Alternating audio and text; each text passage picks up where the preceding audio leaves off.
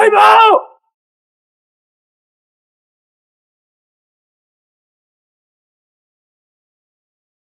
将军，何大劲，不能再跑吗？慢慢跑个字啊 ！Fire everything！ 少爷，少爷，手榴弹呢？少爷能捅我了！这是哪儿啊？好大！少爷，你在叫我啊？对呀，唉，少爷又发病了。他嘴巴明明没动，我怎么能听到他内心的话？难道我会读心术？少爷，少爷，老子一个堂堂天子战tướng，竟然穿越成了一个父母双亡的傻子！少爷，你看，这是燕儿新给你买的拨浪鼓，想不想要呀？还把我当傻子？不要拨，我要大白兔！少爷不可以，少爷你在哪儿学的这些？少爷，少爷不可以，少爷你在哪儿学的这些？少爷，少爷，燕儿，刘侍郎跟刘姑娘来了。少爷，刘姑娘和刘侍郎前来，定是为了你的婚事的。少爷随我来吧。等少爷娶了刘姑娘，少爷就有家人了。多好一姑娘，竟什么事都为我考虑，我一定不能负想不想要呀？不过我这读心术好像也不是完全能读懂他人内心，似乎只能读取一部分，看来还得多练习练习。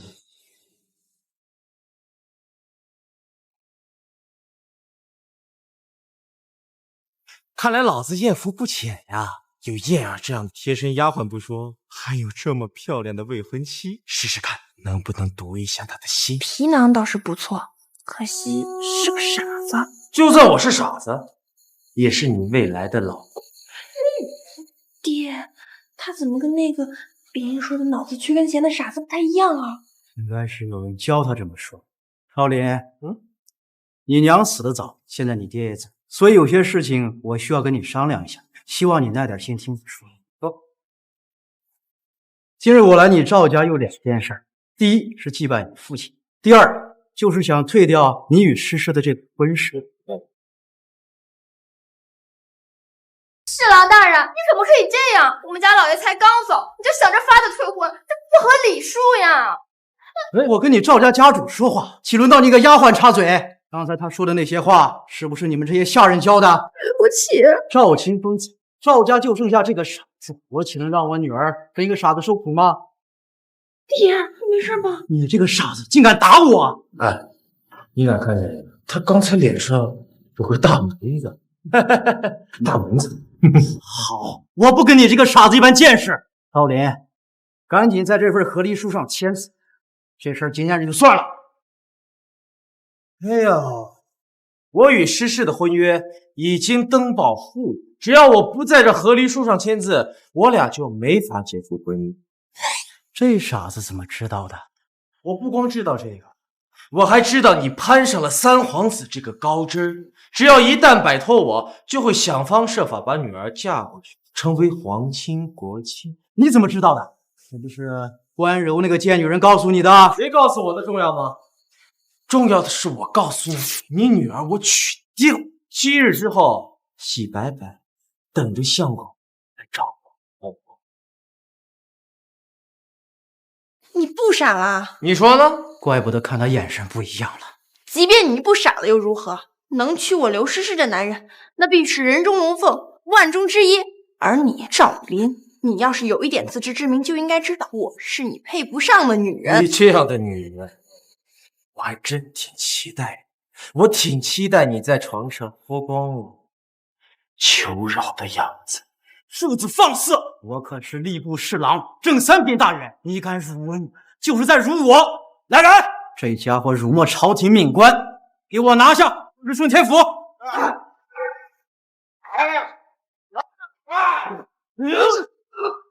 少爷好厉害！少爷，您没事吧？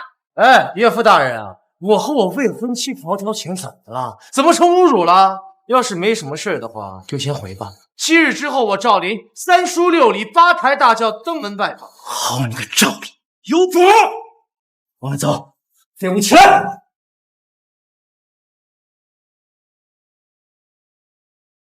少爷，您不傻啊？那刚刚少爷是对我……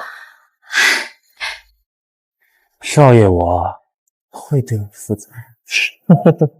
少爷，在老爷灵堂前还是注意点吧。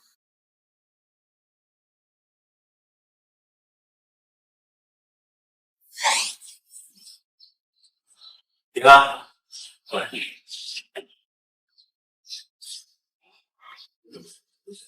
这是爹爹带你去的平安寓所，父亲不求你飞黄腾达，只要你平平安安、健健康康，喜欢吗？喜欢。我的宝贝儿子。少爷，您别太难过了。看来自己跟前世记忆融合了，这么一来，这是前主的老爹，也是自己的老爹。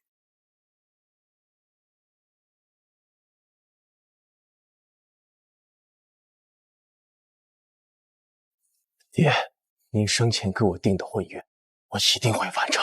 等我睡了刘诗诗，再把她一脚踹直，报背信弃义之仇。少剑，你去把我父亲这1个月用过的所有药房和见过的所有人给我列一份名单出来。好的，少爷。父亲重病多年，就算活不长，也不会走得如此匆匆。我一定要查出水落石出。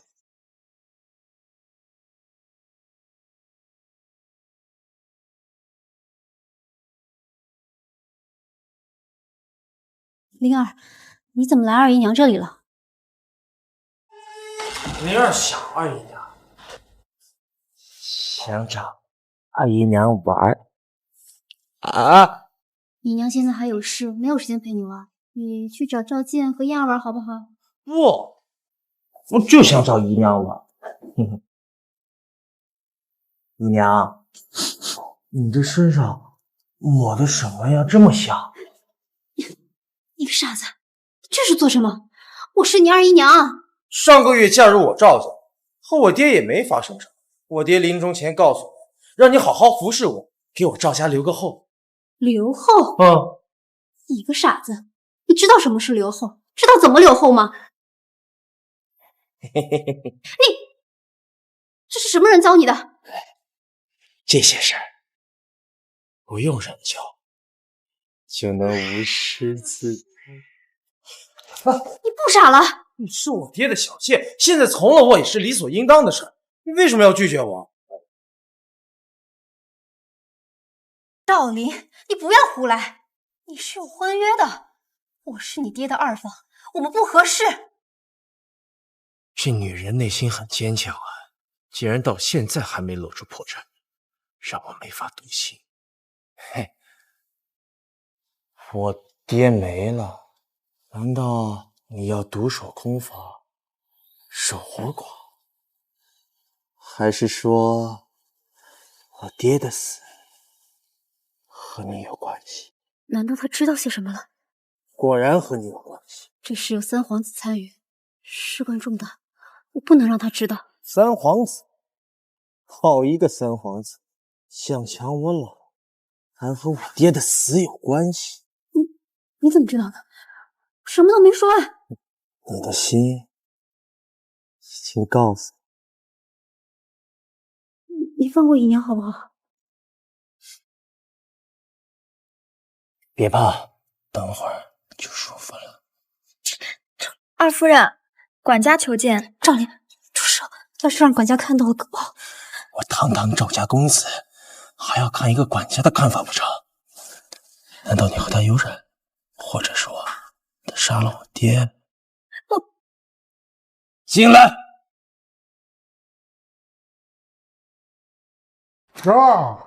这花儿是我刚摘的，多漂亮，特意来送给你。哎，这傻子怎么在这儿？怎么，你眼睛不舒服吗？要不要我给你吹一下？你个混账，嘴敢越矩！我是赵房的二太太，不过是个下人，离我远点儿！赵清风死了，现在赵家的经济都掌握在我一人手里。如今我才是老，你早晚都要停了。难不成你还在乎一个傻子？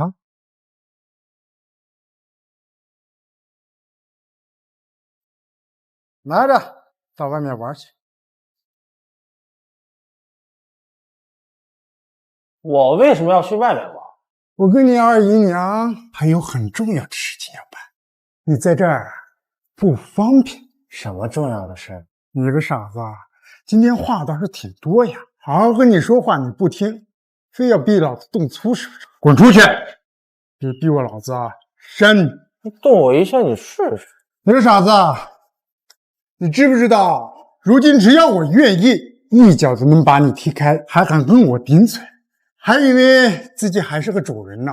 看来今天得让你见识见识，这赵家到底谁才是老大。住手！赵峰，你不要胡来，他就算再傻，也是赵家名正言顺的主子，岂容你来打他？温柔，你什么意思？你该不会是让我继续伺候这个傻子吧？赵清风刚死，你就算想上位，也要等这波风头过了再说。我可不想被外面那些唾沫星子给淹死。3天后，赵风清的丧期已过，你就乖乖的陪老子睡觉。行，3天后再说。你个傻子，今天老子倒是挺灵光，过几天再收拾。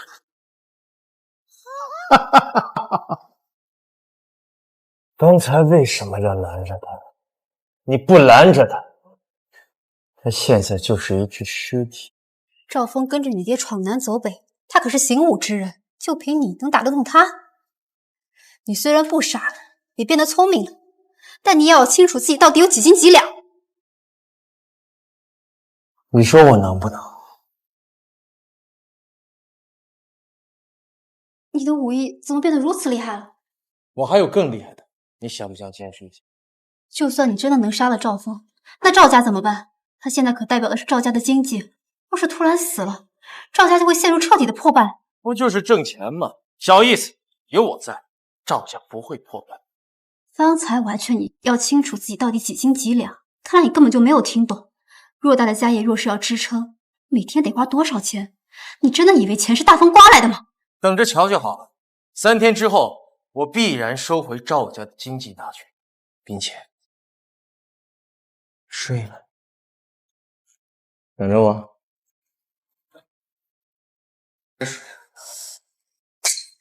这个不知天高地厚的傻子！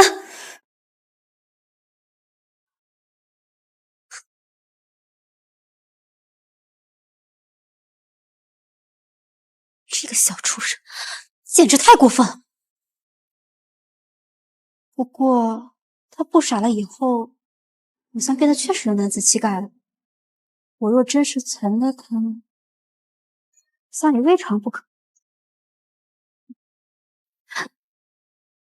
你又在胡思乱想些什么呀？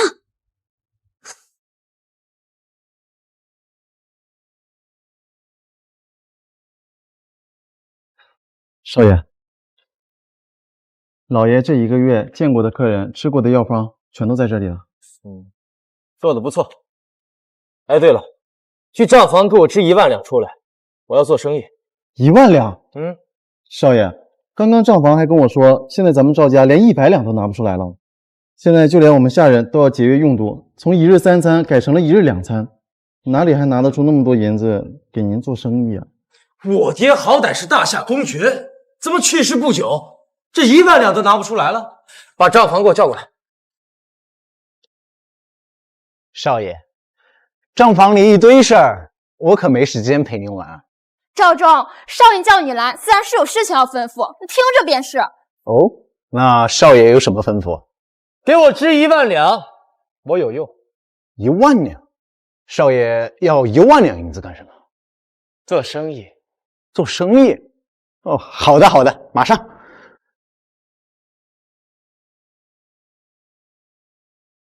来，我那聪明绝顶的少爷，这里是1万两，您先拿着花，不够用的话再来找我拿。哎，燕儿，你先出去，把门带上。看看，我们少爷果然是大聪明，竟然都想到做生意了，真是我赵家的福气啊！你他妈逗我玩呢是吧？你怎么？我怎么不傻了？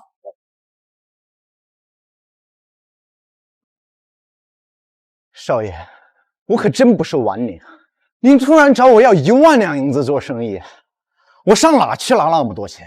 堂堂大夏公爵府，1万两拿不出来，你不是耍我是什么？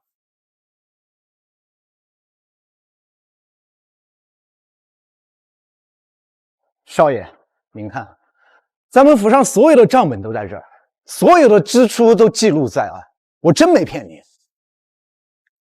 我赵家怎么这么穷啊？少爷，您有所不知，老爷去世之后，我们所有的产业都接连告急，一个接着一个破产。要不是管家撑着，我们连吃饭的钱都没有了。千真万确，这傻子不会怀疑我吧？就算他怀疑也没用，我这一手账做的滴水不漏，任何人都挑不出毛病。当真，千真万确。账本还真是滴水不漏，挑不出毛病了。少爷，您在说什么？我听不懂。难道他知道我有2套账本？和我玩阴阳账本是吗？你好大的胆子！你怎么？少爷，我赵忠在赵家做了20年的账房掌柜。想当初我刚来赵家的时候，老爷便特地赐给我一个忠字，证明他老人家也相信我是一个忠心不二之人。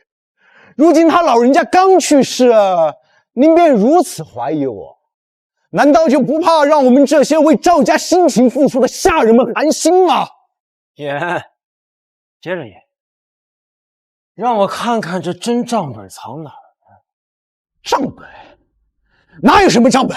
若是你能在这府上找出别的什么账本来，我赵忠便原地自尽。想找到我的账本，根本不可能。我可是将它藏在我床底下第4个青砖的小子。如果我不说，谁人能知？藏得挺深呀。燕儿，少爷，您吩咐。去他府上床底下。不可能，绝对不可能！他胡乱猜的，胡乱猜的。第4块青砖下面，把真账本给我拿出来。哦，是少爷。还有，把我爹的建议拿来。是。怎么可能？这个事我谁都没有告诉过，你怎么可能知道？你到底是神是鬼？难道你真能读懂人心？这纸啊，包不住我。你当时做这些的时候，就应该想到会有今天。少爷，找到了。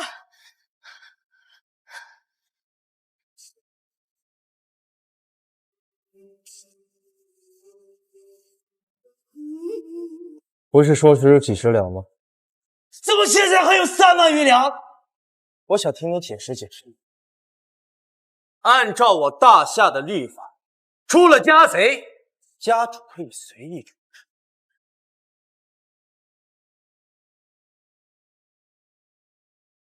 我现在可以随时杀了你，还是说你自己原地自尽？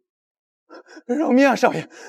都是管家指使我的，我就是一个账房掌柜，要不是管家在背后撑腰，我哪敢做这种事啊，少爷！你当真悔改了？少爷，小人真的知道错了，您再给小人一次机会，小人一定像伺候老爷一样伺候您。现在还是跟这傻子委曲求全为主，等管家起事，老子非好好收拾这傻子不可。我本念在你和老爷20年的情分上，打算给你一次机会，可惜呀，谁让你虚与委蛇，真是太让我失望了。不要啊，少爷！少爷，小人真的知道错了，少爷。若人人犯错，嘴上说说我就原谅，那我这个赵家家主还有存在的必要吗？你真能读懂人心啊！少爷真的是太果敢了，毕竟他才是赵家之主，以后还是跟着正主混才行啊。你俩还算懂事，去给我支1万两出来。是。大人，出事了！什么事儿？赵忠被赵林给杀了，他的真账本也被找了出来。现在赵林控制了账房。你说什么？赵忠居然被一个傻子给杀了，到底什么情况？具体发生了什么不太清楚，不过人已经死了。那个傻子是我看着长大的，哪有胆子杀人？必定背后有人在教他。到底是谁呢？是柳家还是关荣的小骚蹄子？那账房的事情，现在该怎么办？无妨，赵家的产业我已经基本转移完毕，账面上也没剩多少，拿走便拿走了。至于那个傻子到底如何，你最近给我听仔细了。是。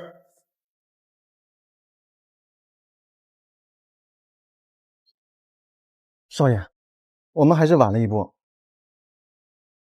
就只有3000两？自从赵忠跟赵峰勾结，无时无刻都在转移咱们赵家的财产。即使你现在找到了真账本，但银两随时都在流失，所以这点钱想进糖厂不够啊。行，我知道了，最近低调点吧，把所有不必要的开支都停下来。给我点时间，我一定让赵家重新崛起。是少爷。刘二哥，刘二哥，波哥，我想死你了！最近手头有点紧，得从这个傻子手里捞2个。波哥，找我啥事儿啊？这小子以前没少从我身上弄钱，今儿个好好给他上一课。哎呀，刘二哥，你父亲不在了，你一定很难过吧？哎呀，这样啊，我带你去个好玩的地方，咱们开心一下。开心一下，开心，开心一下，开心一下，走走，请少爷，放心，放心。哎，辛苦，让一下，谢谢。哎，啊，刘哥，我最近练成了一门绝技，听闪，这么厉害？不信啊，看波哥的，摇。来，买大买小，大买小买，没走。小456大，开456大。这位客官，厉害呀！是啊，都能听闪，有这本事，那不发财了？怎么样，波哥这技术不错吧？啊，确实厉害。哎，波哥，我也想挣钱呢。这小子上钩了。哎呀，想挣钱还不容易吗？待会儿大家都跟着我买，来，接着摇。不信邪了，这能让你听出来的。买定离手，这次是3个6豹子啊！3个6豹子，押中了豹子，庄家可是要赔偿3倍的呀！赔偿3倍！我要豹子，快押！我要豹子，快押！哎呀，可惜呀，可惜我手上只有200两，就算翻3倍，也才赚600两。哎，你手上有多少？我有啊，我有钱。我有钱呐，我有3000两。哦，快，全押3个6大，就能赚1万两啊，兄弟，1万两银子，快押！好，全押了。你这是干什么啊？我不是跟你说了3个6豹子大吗？为什么要压小呢？啊！我这幸运数字是1，我猜这把3个1小。傻子，有钱不赚，还幸运数字。哎，我啥时候骗过你啊？跟我压大准没错。别胡闹了，拿回来。哎，我们没胡闹，该开。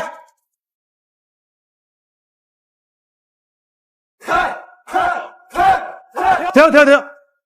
这局我觉得争议挺大的，要不先不开了，大家先把钱拿回去，重开局，好吧？重开局。对，咱们这局算了，下局再开，拿回去啊，拿回去。不行，怎么玩不起啊？认识你，赵家的大傻子，劝你识点相，别到时候少胳膊少腿，怪我没提醒。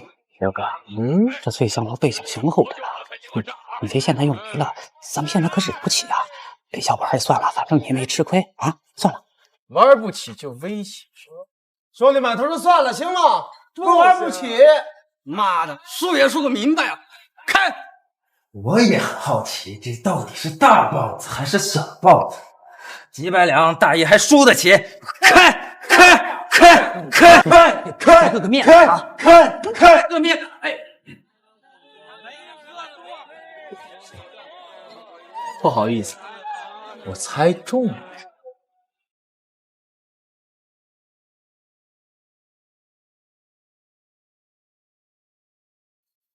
你不说他是傻子吗？我也不知道，今天邪了门了。今天无论发生什么，非上你说。哎呦，这押中豹子，庄家赔3倍这规矩，应该没变吧？钱呢？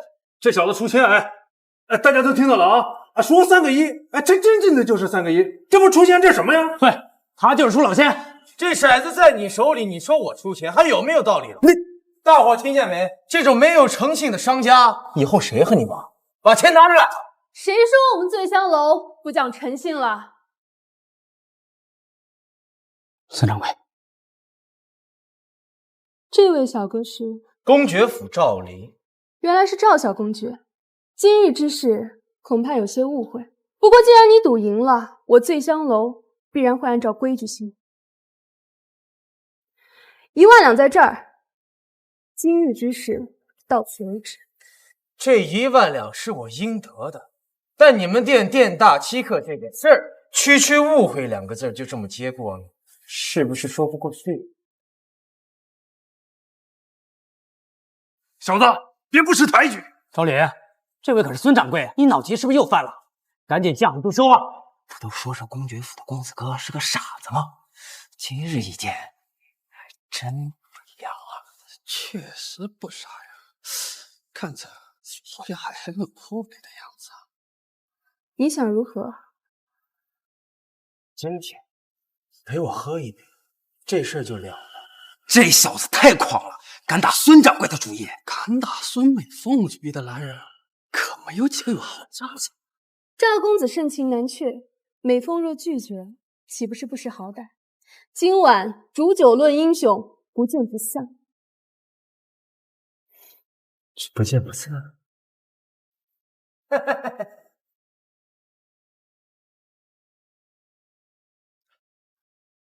少爷，那孙美凤可是道上的人，你招惹她干嘛呀？这道上的人虽有点黑，但胜在背景复杂，关系广阔。想要重振赵家，结交这样的人，好处颇多。来，你去把我要的东西准备妥当，这事一定给我办得漂亮。放心吧，少爷。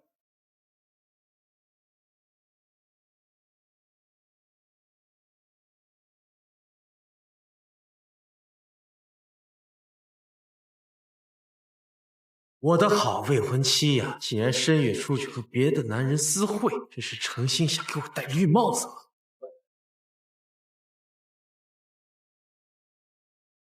狗男女！今天外面天冷，注意一点，别着凉了。谢谢殿下。谢什么谢？你迟早是本宫的女人。公主，这是在骂三皇子？不然呢？那可是皇子，万一被别人听见了，你不怕惹事儿？皇子给我戴绿帽子，我还不能骂他。原来如此，公子不必太过伤心，这样的女人不值得。今日能来醉香楼的，都是京城的青年翘楚。今日煮酒论英雄，大家尽管畅所欲言。孙掌柜，今日这煮酒论英雄，可有什么彩头？好啊，大家远道而来，搞点彩头也能增加大家的兴致。若是能解释英雄2字，并令在场所有人折服，美凤便送上一个从西域来的琉璃盏，价值1000两。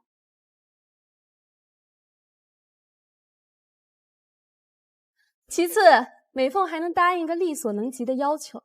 原来这女人想通过这个所谓的煮酒论英雄找靠山，却反过来说是帮别人做一件事，玩得挺花的。我先来。张公子请。各位，献丑了。我认为聪明绝顶谓之英，胆识过人谓之雄，有勇有谋者可称英雄。好，有勇有谋，张公子说得好。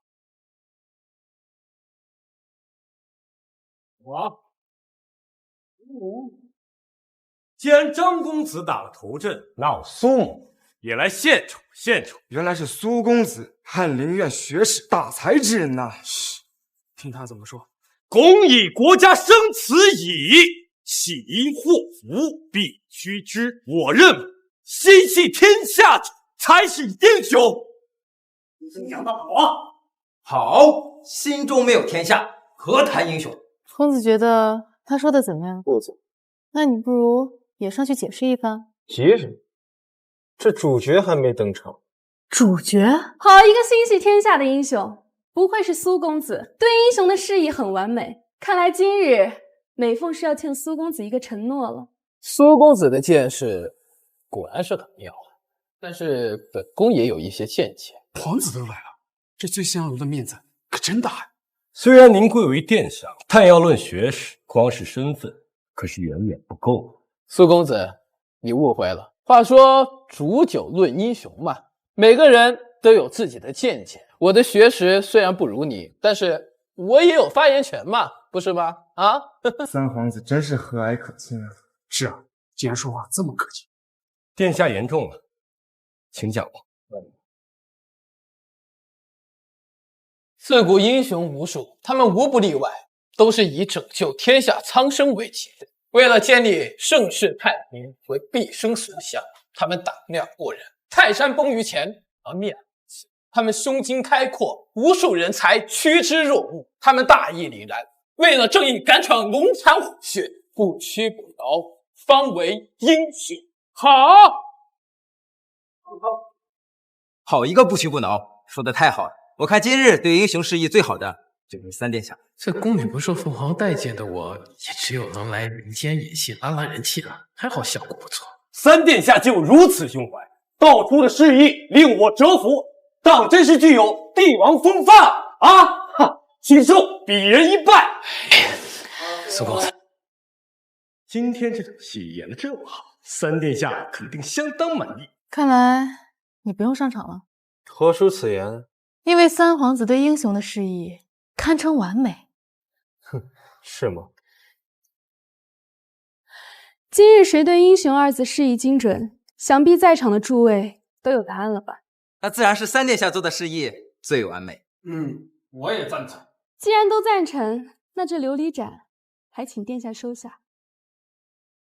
我不赞成。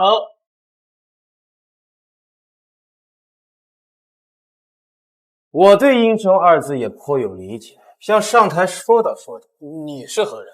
在下的未婚妻刚才承蒙太子殿下照料，在下公爵府赵。哦，原来是刘侍郎的女儿。三殿下勾引柳夫子，还被抓了现行。你休得胡说！我与诗诗姑娘乃是普通朋友。我可什么都没说。殿下这么激动干什么？哎，你叫我未婚妻什么？诗诗？你们很熟啊？住嘴！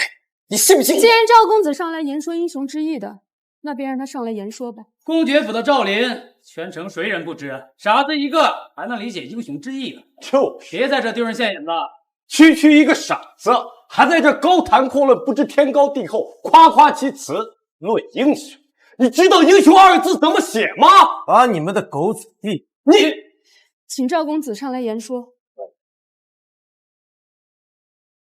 认识他这么多年了，10以内的算术都不懂，怎么可能知道英雄的含义？他要是说出什么好听的，我出家做和尚！闭嘴！夫英雄应有胸怀大志，富有良谋，有包藏宇宙之机，心存九州之量，吞吐天地之志，顶天立地者，方为英雄。好，不屈不挠应是为人之本，然而顶天立地才方能称真正的英雄。看来他一直被人误会了。这样有抱负的男人，不就是我希望寻找的另一半吗？没想到这样一番话竟出自一个傻子之口，真是打脸啊！我们被打脸是，关键是冯的殿下可就不好受了。赵林，你不能显出。娘子，你堂堂吏部侍郎之女，应该有女德之意。回家去，别在这丢人现眼。哼！今日煮酒论英雄，显然是赵公子胜出。此琉璃盏，还望收下。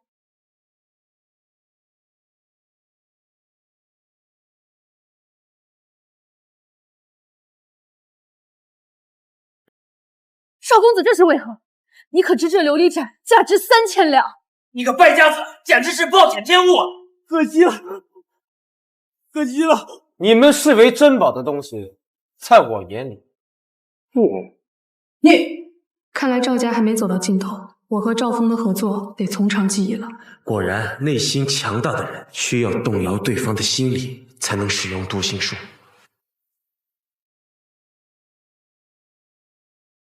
今天把你叫过来，你应该不意外吧？看来很多时候，外面的传言并非真实。这些年来，外人对赵公子的敌意和父亲，我赵家产业现在应该都在你手里吧？赵公子在说什么？美凤不知道。赵峰一个管家的身份是不可能拥有我赵家产业，所以他找了你代持我说的那一份。谁告诉你的？那些都是我赵家祖上的产业，还给你，条件尽开。尽管开，我前前后后花了近30万，现在的赵家能拿得出来吗？拿不拿得出来是我的事，只要咱们站在一个战线上就行了。可以。这嘴上说的结盟可没意思，咱们应该做点让关系更牢固的事。做什么？你说呢？明知故犯。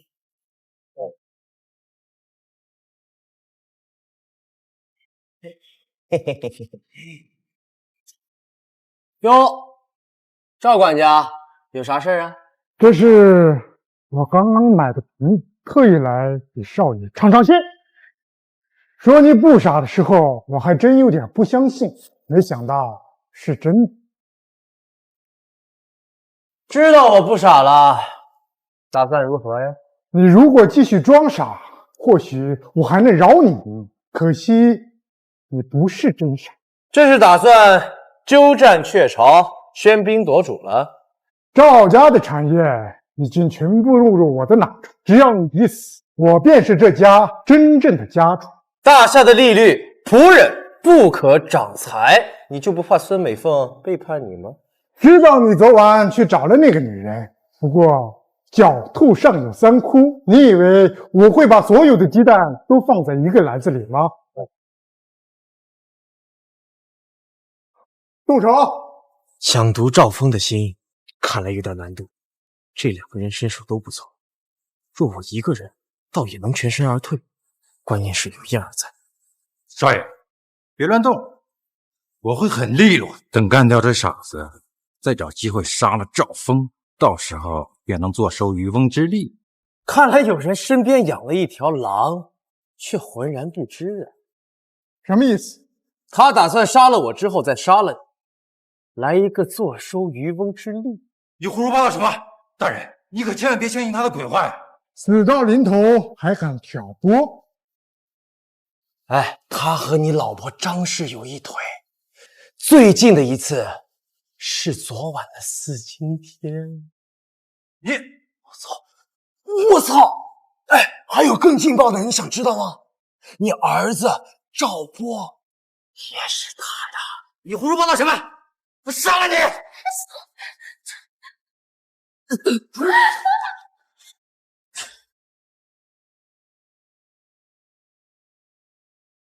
你先出去。我不走。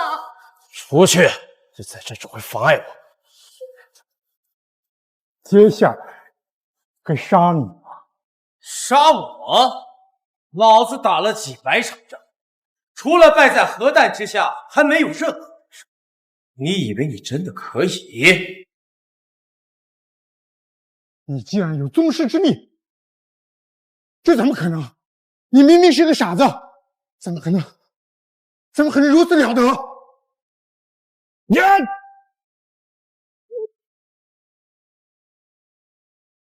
我竟然跟你个傻子！灵儿，你真的杀了赵峰？你理解错了，是他想杀我，被我反杀了。你糊涂！自从你爹死后，人人都想蚕食赵家一份。赵峰他虽然有野心，可他心里是想要保全赵家家业的。我本想对他加以控制，以此虚与委蛇，现在心思全白费了。呸！狼子野心，他还想为着我赵家着想，简直是笑话。今天我就先杀了他当做开胃菜，来日再杀了三皇子这个罪魁祸首。你胡说八道什么？你若敢杀皇子，别说是你，整个赵家都要跟着陪葬。我看你真的是疯了。我赵灵言必行，情必果。若不是我知你本心是为了赵家，你的下场和他们没什么区别。我知道你每天给我父亲投毒，虽然是他自愿的，但你依旧难逃其责。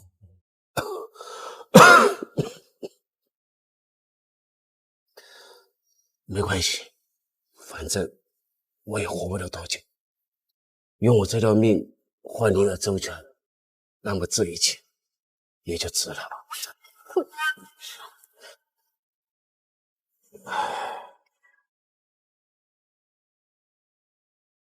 老爷，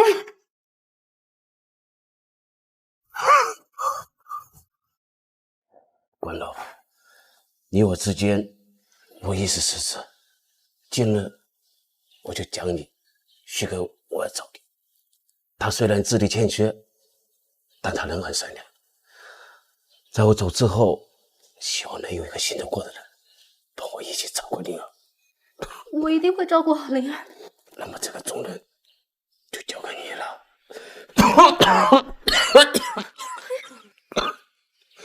希望你不要泄气。老爷，你醒醒。那你想对我怎样？3日之前我说要掌控赵家，并且睡了，今天就该兑现诺言。灵儿，不要这样，灵儿。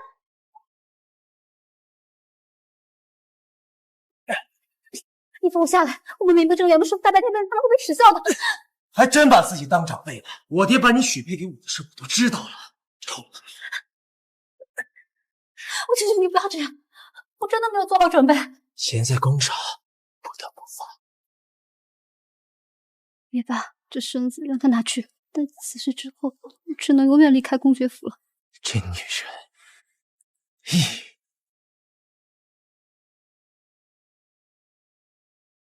你这是在做什么？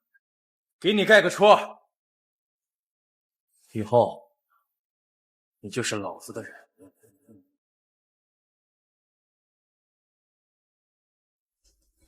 殿下，赵峰死了。死了？怎么死的？作为家仆继续主家家产，谋害家主，被赵灵私处了。赵峰以前可是个将军，武艺了得，就这么被赵灵那个小子弄死了？不仅如此，孙美凤还将赵家家产悉数归还。公爵府活过来了。我费尽心思弄死了赵清风，这下倒好，他儿子倒成了顶梁柱。还有什么事说？赵灵已经动身前往刘府，准备迎娶刘诗诗。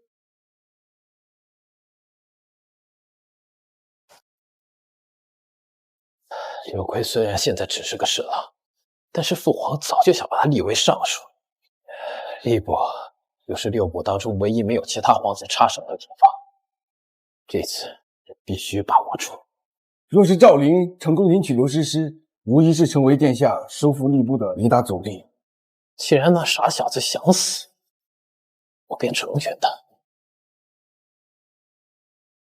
吉时已到，你们刘府还不赶紧把新娘子送出来？怎么还没出来啊？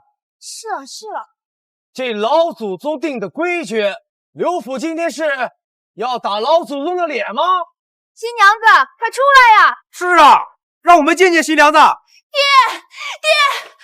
现在赵林已经闭上了门，我们该如何是好啊？没想到赵峰那家伙竟然连个傻子都对付不了。难道就让他这么胡闹下去？没办法了，女儿，爹是吏部侍郎，用不了多久就会升迁上书。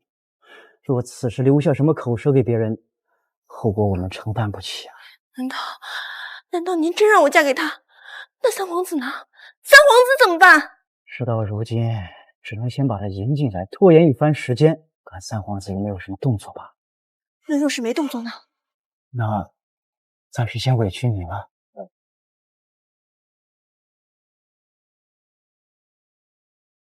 哈哈哈！今日让诸位久等了，你既来接亲，便进来接事实吧。小婿见过岳父大人。各位父老乡亲，今天是我赵林大喜之日，多谢捧场，多谢捧场。大喜儿子，恭喜恭喜恭喜！坐吧。岳父大人，我娘子呢？啊，女人嘛，这么重要的日子，梳妆难免耽搁耽搁。梳妆？我看是故意躲起来不想见我，在这拖延时间等三皇子来救他。你是怎么回事？你怎么知道的？难道我刘府有你的眼线？老天爷给人关上一扇门，就会给他开一扇窗。之前大家都嘲笑我是个傻子，现在我痊愈了，老天爷赐给我了一个本领，想知道吗？什么本领啊？那就是能听见别人内心想的是什么。怎么可能？少林，你少诓骗我！你以为你是神仙吗？还能听到对方心里在想什么？我呸！既然被你猜到我们在拖延时间，在等三皇子，就应该知难而退。你爹当年尚在时，那可是大夏堂堂一等公爵，圣上都得给他3分薄面。你是他儿子，却无功无禄，连世袭的资格都没有，一介平民，凭什么跟三皇子仗？皇子厉害吗？圣上的儿子，龙子。龙子？我呸！抛开身份，难道他比别人多长3条胳膊8条腿？我告诉你，今天你女儿刘诗诗我娶定了。你别藏着了，我都看见你了，出来吧，赶紧和老子回去洞房。哟，娘子，你是想让我把你抱上花轿，还是乖乖和我一起走出去？赵林，你休想动我一根手指头！一根手指头？那你也太小看我，老子要把你吃干抹净，别说一根手指头，就是一颗头发丝儿都不会放。流氓！无耻！混蛋！你越骂，我就越兴奋。哎，不回去洞房也行啊，在这儿你不是不可以呀！赵林，你太过分了！刘侍郎，你给老子闭嘴！动动你的猪脑子，好好想想，你要是不把刘诗诗嫁给我，你就会背上背信弃义的名声。皇上会把尚书一职给你这个背信弃义的人吗？刘侍郎，你这20多年的心血，多少次低声下气、做牛做马、任劳任怨换来的功成，可就没了。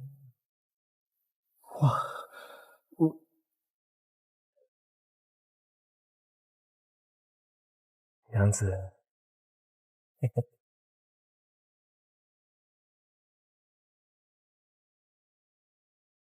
你这身上好一股栀子香，看来是需求比较旺盛的季节。今天晚上就让我好好满足你。住手！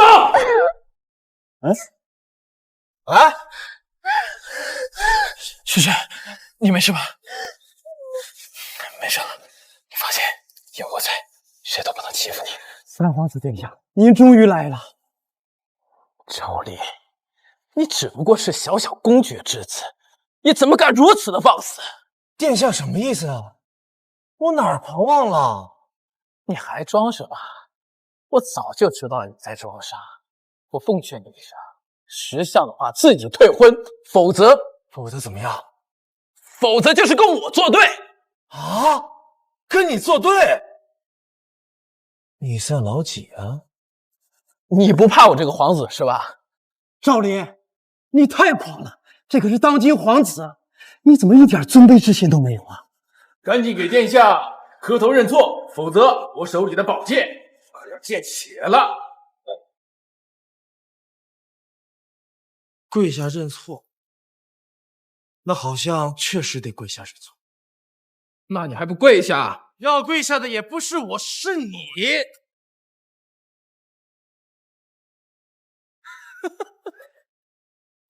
我看你的脑子是不是又违过了啊？你知不知道现在的情形是什么样子的？赵林，这是当今皇子，你怎么能让皇子给你跪下认错呢？我看你还真是看不清楚形势，不懂得尊卑之别，痴人说梦。就凭你让我下跪这一句，我就能让你死？还废什么话呀？动手啊！哎呀，挺热闹嘛。孙美凤，你什么意思啊？当然是保护林哥哥了。赵林，你竟然跟这个贱女人在一起，你可真是不知羞耻。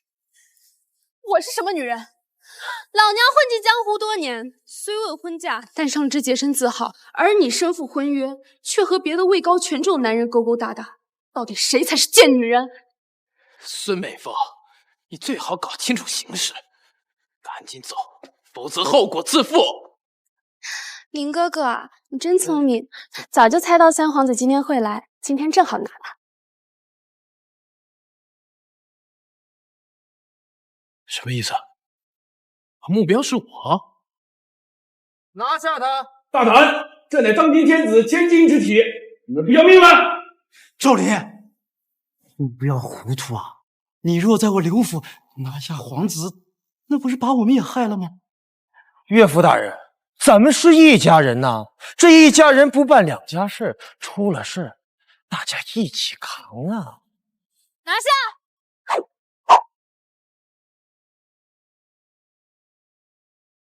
胆敢接近殿下5步之内，死！秦轩可是武状元，武艺高超，就凭你们这些杂碎，还奈何不了我。动手！找死！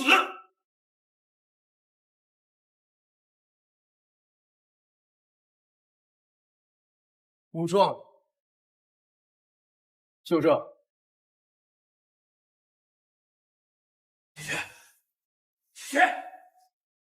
我爹身体明明每日愈享，你为何要施以杀手？我既然无法读取他的内心，看来这个秘密一定很重要。我只不过觊觎你赵家的家产，没有为什么。好大的胆子，怕我杀了你！你敢？你不怕被灭九族吗？你不敢的！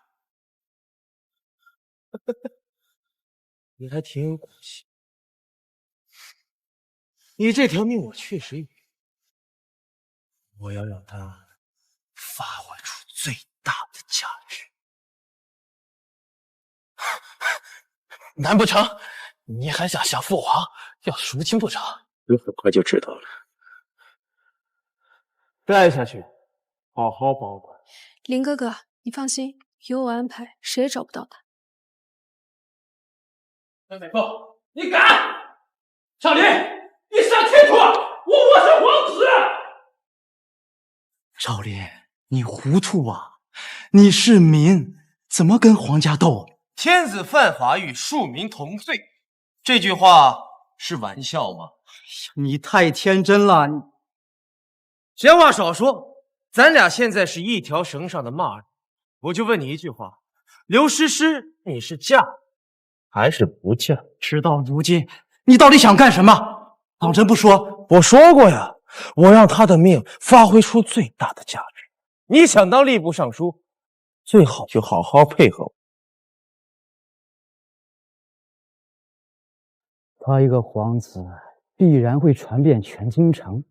你打算何时动身？立刻，等时机成熟，你就去举报我，立大功，尚书一位就离你不远了。好，就这么干！干他娘的！爹，您真要跟这种人渣合作啊？住口！赵林纵有万般不是，事到如今我也只能这么干。若真能成，说不定我还真能当上那个位置。你为了您的仕途，就要把我推入火坑吗？你嫁谁不是嫁呀？如今三皇子身陷囹圄，你又与赵林有婚约，光明正大、名正言顺，你就看清现实吧。娘子，走吧，再耽误可就要错过吉时了。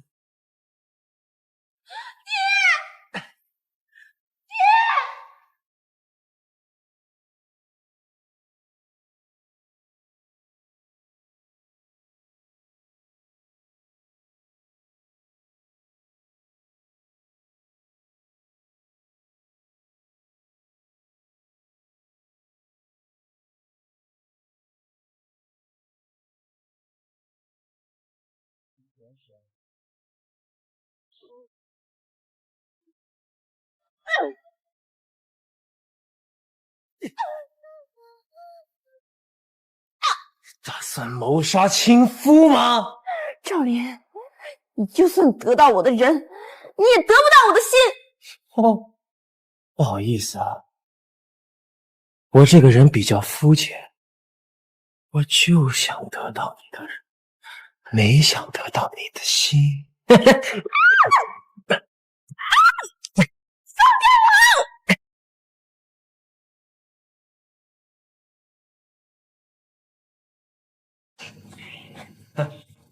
不错呀，挺润的。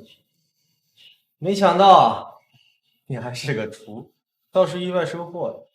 秦少，闭嘴！哎，你不是一直想要这个吗？我已经签上字了，你要想要尽管拿去。离开公爵府，没人敢拦。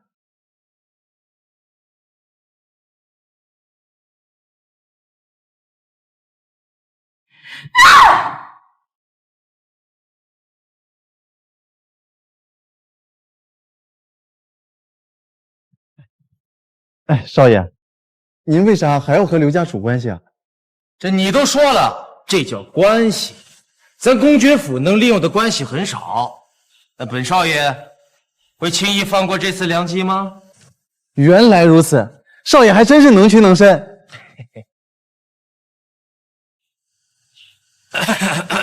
那个，哎，糖铺怎么样了？哦，少爷，咱们的糖铺啊，一经开业，生意好的不得了。现在全京城的人啊，都把您炼制的白砂糖视作神物。好。哎，对了，那件事怎么样了？啊，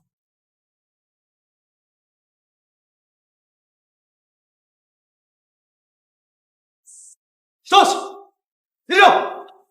咱们公爵府身负血海深仇，虽然这罪魁祸首已经抓到，但想要他的命没那么简单，所以我想赌一把。为老爷报仇！一荣俱荣，一损俱损。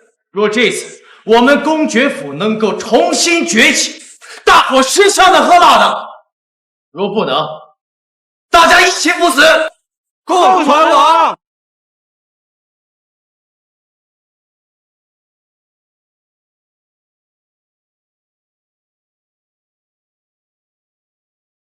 陛下，您要的东西到了。快呈上来！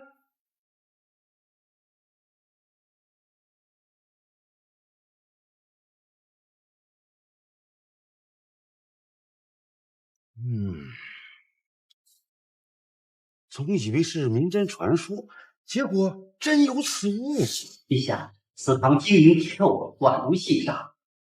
若糖都能做到这种程度，那另一样东西恐怕也能做到。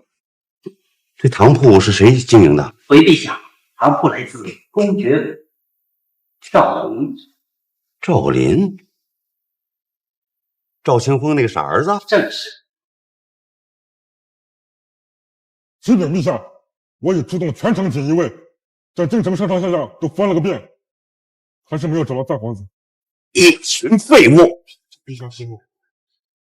吏部侍郎刘公求见。他怎么来了？宣他进来。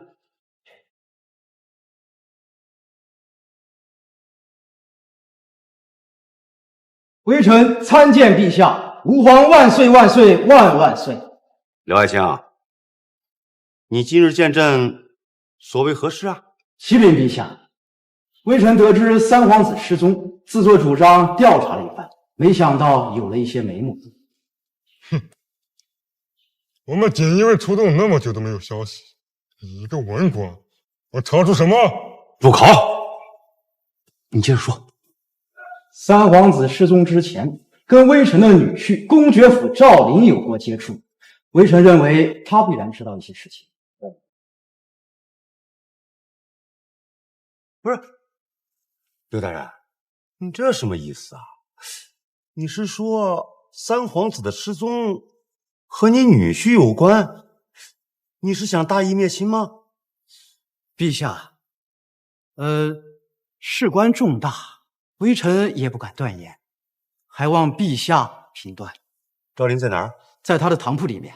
那烦劳刘爱卿把他给我带来。陛下，他是微臣的女婿，微臣应当回避。哦，说的也有道理。这样吧，如果你提供的信息有用，朕便给你记上一功。谢陛下。退下吧。草民见过陛下。大胆赵林，这可是当今圣上，竟敢只行此权礼，还不赶紧跪下叩拜？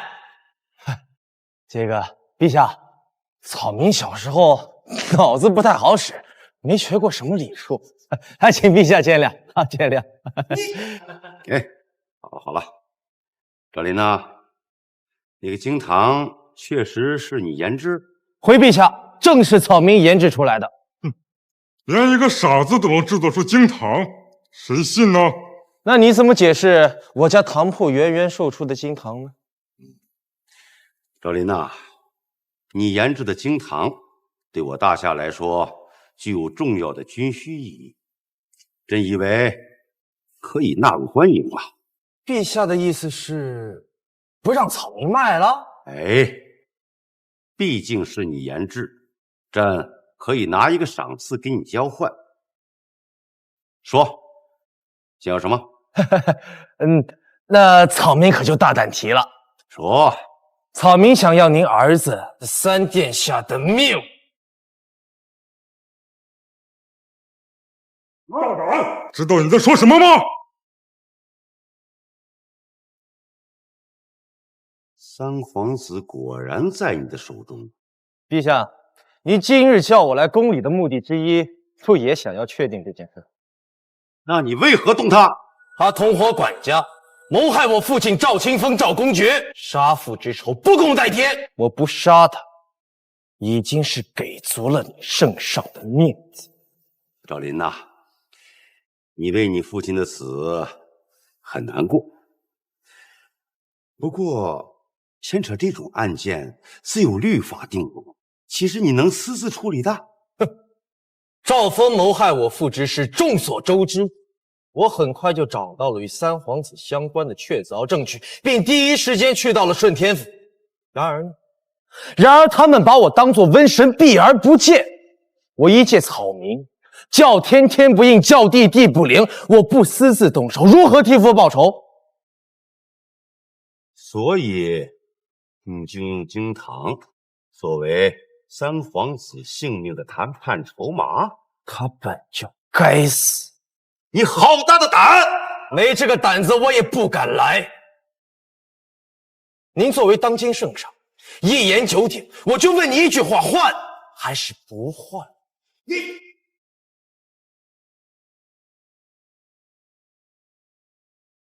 恐怕你的筹码不够。若是再加上这个，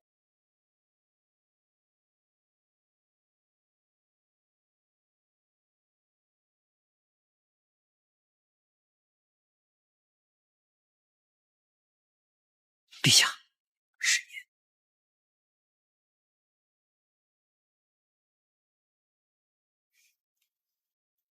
我大夏9000万民众吃的盐，一半是苦涩的粗盐，只有有钱人才能吃上精盐，而这精盐呢，都是从那洋国进口而来。这无非是我大夏财政的一批巨额支出，每年流出的金银都是大夏百姓的血汗钱，而陛下您现在就手握着这关键之处。我承认，你制作的精盐品质已经完全超过了洋国，但朕要先行将你拿下，然后逼问出制作之法，再想办法找到三皇子呢。要是能找到，你们早就找到。皇上，我早就要把生死置之度外，您可以赌一把。如你所愿，他的生死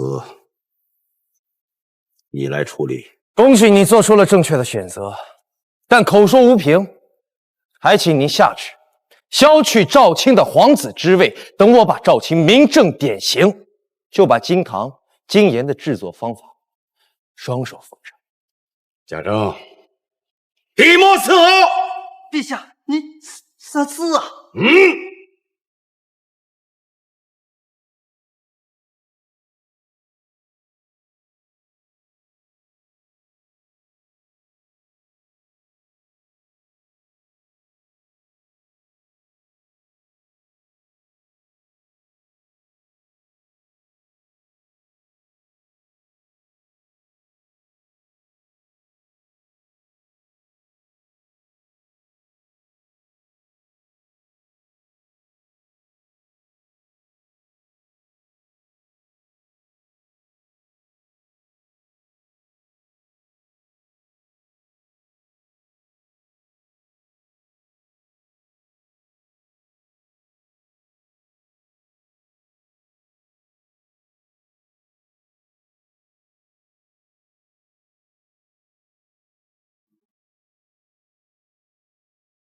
你若敢诓骗朕，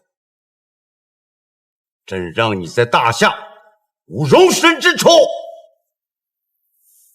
陛下放心，既然是做生意，那必然讲究诚信。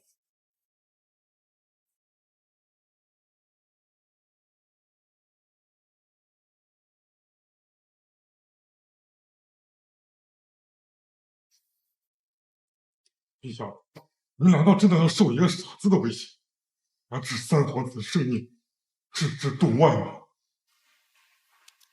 你知道这样东西对我大夏何等重要？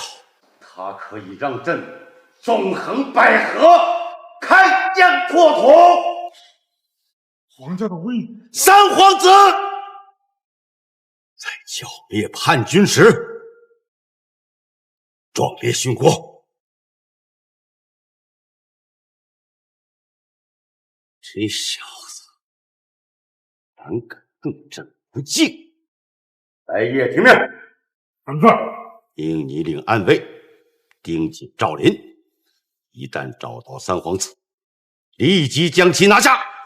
陛下放心，臣一定办妥。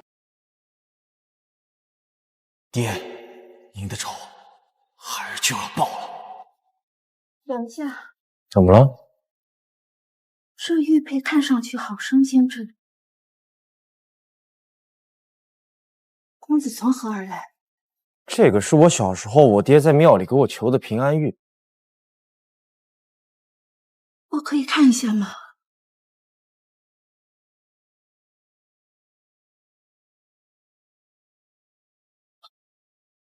公子的父亲是无父赵清风。也就是赵林。是啊。还望公子节哀。既然这玉佩对你意义非凡，那就好好保管。多谢，告辞。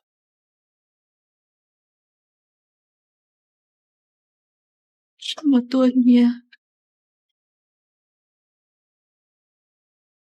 我终于找到你了，我的孩子。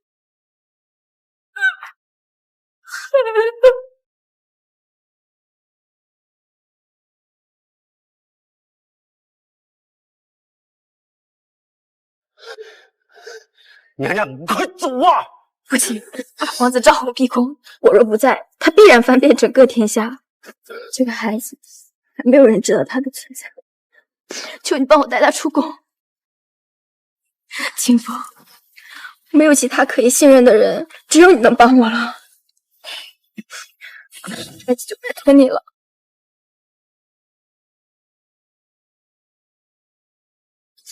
你一定要藏好他，这是平安月，会保他一辈子平平安安。你快走啊！保送。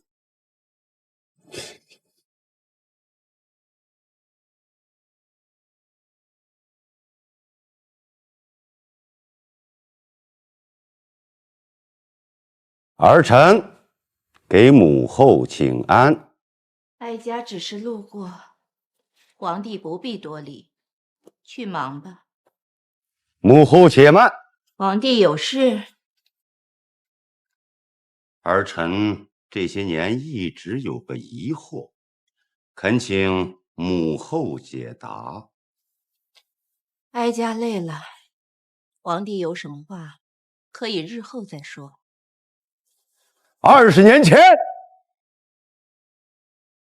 赵清风从宫中带走了一样非常重要的东西，至今我就没有找到。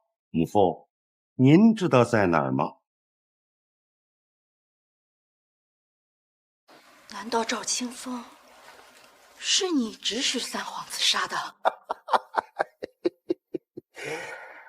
很遗憾，自赵清风死后，朕的线索便断了。现在唯一能够寻找的线索就在母后身上。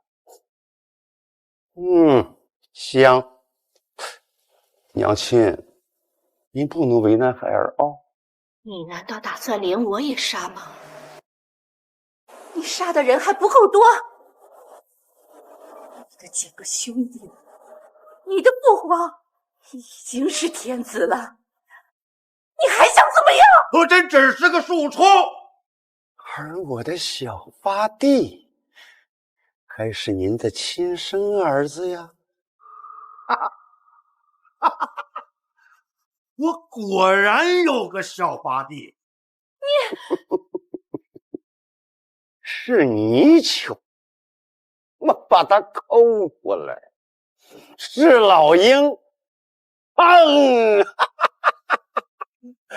我把它射下来。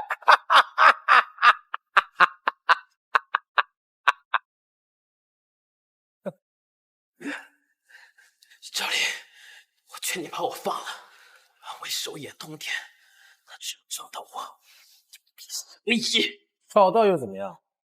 哎，对了，我今天还去找你爹了呢。你去找我父皇？你说什么？我用你的命和皇帝老儿做了个交易，现在你的命是我的。不可能，不可能！啊！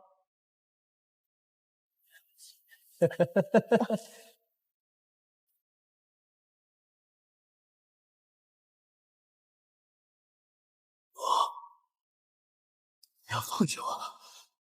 咱殿下就在这里，快找！是你死无疑了你也高兴的太早了吧？为哥哥身经百战，你又如何？话不敌众，必死无疑。拭目以待。果然没有抛弃我，那就拭目以待吧。我在这儿。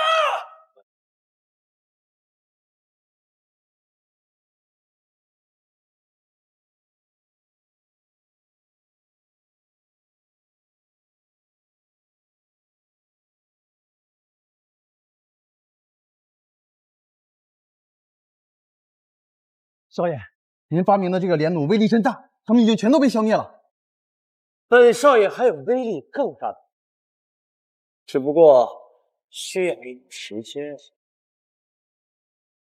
你还有什么遗言？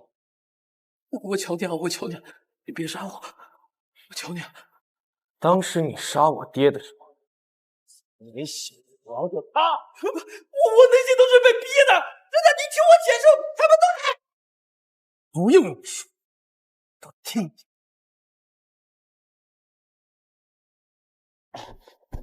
陛下，我们刚找到三皇子，就被日军并入手突袭了，我们带来了全军覆没。什么？废物！废物！难道这种事情还要调动大军才能治了这家伙不成？陛下，你若现在调兵3000，我必将那赵连拿下。你当人家傻呀？我这调动大军打草惊蛇，他手里握着精盐精糖的制作之法，逃到别国去，这个责任你承担得起吗？若赵林带着制作之法逃去别国，那敌国国力势必转瞬超越我大夏，到那时后果将不堪设想。哎，陛下，陛下，我天之痛，陛下，从一命之后，哎。朕怎么败到一个傻子的手里？陛下，您没有败，陛下心中有江山社稷，那赵林只是拿捏了您心中的爱国之心罢了。老东西，你就别安慰朕了，还是想想眼下怎么处理赵林吧。若三殿下已经难以挽回，我认为陛下可以将此事做到尽量减少损失。此话怎讲？那赵林由痴变聪，便一鸣惊人，不如给他个一官半职，让他入京，这样可以加以利用，也能随时盯着。也只能如此啊。大夏历657年，三皇子赵卿谋害朝廷忠良，罪不可赦。今天子敕令削去其皇子之位，明正典刑。没想到父亲的死竟然和皇帝有关，看来只能读取皇帝老儿的内心才能知道真相。只是一代帝王的内心是何其强大，我如何看破呢？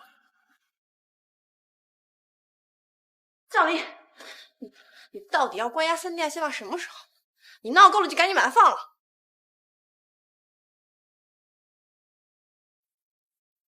哎呀，娘子，现在还不知道吗？不知道什么？三皇子已经被老子杀了。什么？他说的是真的。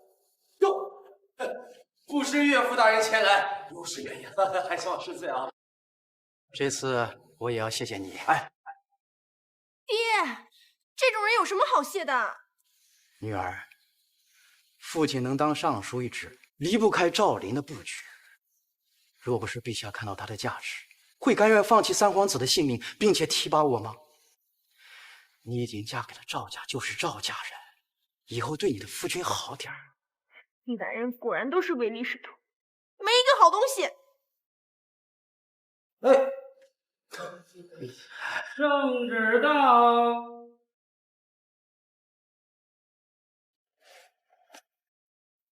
赵林，你干什么呢？圣旨，跪下跪下。跪了，陛下又看不到，懒得跪了，没毛病吧？啊！老子一个现代人，这双膝盖只跪天地和父母。奉天承运皇帝诏曰：赵林至言之堂有功，特将一等公爵之位世袭于赵林之身，并提拔其为工部侍郎，监管大夏糖业、盐业开展。钦此。谢陛下。接旨吧。赵侍郎，陛下还托我给您带些话。之前之事既然已经过了，那便如过眼云烟。日后只要你忠心报国，陛下自然不会亏待你。告诉陛下，微臣明白。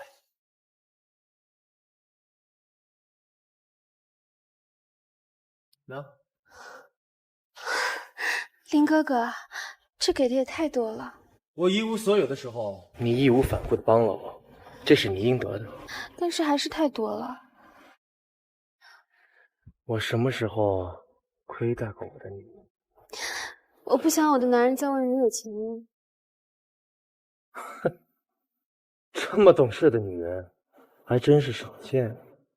行，今天林哥哥就好好奖励奖。那你一定要好好奖励我。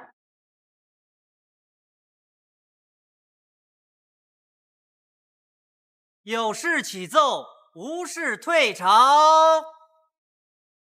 启禀陛下，南下邻国爆发蝗灾，未来1个月可能会抵达我大夏境内，臣以为可提前预防。防灾之事不得不防。众爱卿有何提议呀？启禀陛下，臣新发明了一种新的织网技术，1人1日便可织3寸，只需把这些织网放在灾害旁边的稻田之内，便可拦截大量蝗，使稻田免受蝗灾。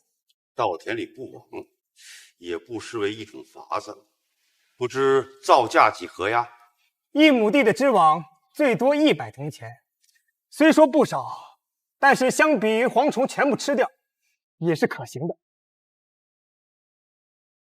赵大人，你笑什么？我笑了吗？谁看见了？赵大人，你觉得我的方法很可笑吗？这可是你说的，我可没说。陛下，这赵侍郎毫无规矩，臣提议打他20大板，让他长长记性。同为工部侍郎，就不要在内斗了啊！你是新官上任，不懂规矩，朕不怪你。说说，因何发笑啊？陛下，南下与邻国接壤良田超过数十万亩，数十万亩地上龙网，那得是多大的功夫？这不相当于给长城上贴瓷砖，在太平洋修锅盖吗？有道理。于侍郎，你看待问题还是有欠缺呀。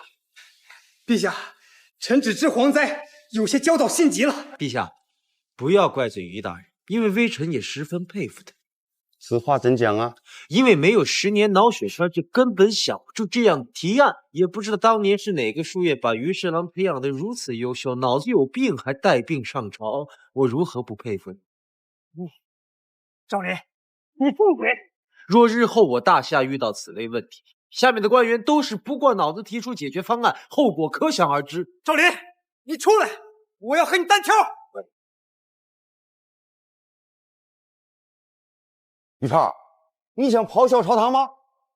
陛下，臣一时冲动，只怪这赵林一直言语相加，臣只是想维护自己的尊严。朝堂之上有争执，这很正常嘛。没有争论，朕怎么采纳和听取多方建议和意见呢？李大人，这个尊严是用实力来捍卫的。是。赵侍郎，面对蝗灾，有何计策呀？启禀陛下，现在还不是北风季节，南下的蝗虫想上来还需要一段时间。臣以为南下的百姓可以从中原引入大批鸭苗，在南下稻田中进行养殖。待蝗虫压境之时，鸭苗也进入了成长的关键时期，而蝗虫的到来便成为它们充足的食物来源。届时，蝗灾可灭，鸭苗可肥，百姓双重获利，可谓一举两得。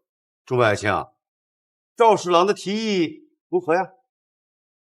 陛下，臣认为赵侍郎这个方法好啊。刘尚书，赵林是你的女婿，你自然会这么说。陛下，赵林认为微臣的建议浮夸，他的又何尝不是？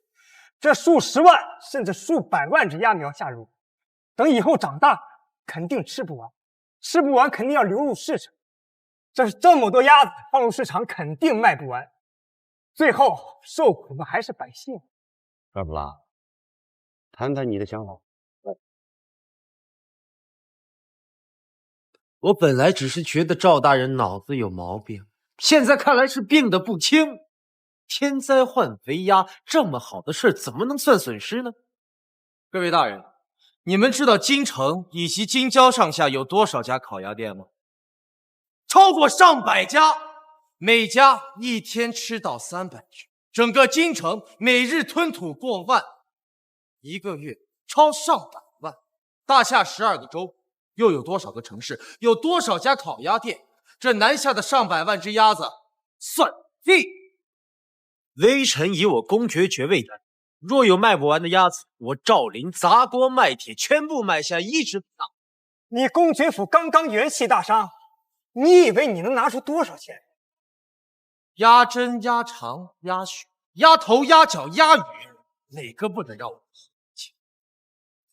透儿，没想到赵大人年纪轻轻就有如此魄力，白玉佩服。尚书大人过誉了。白夜何在？于大人身体不适，赶紧抬出去，好好调养。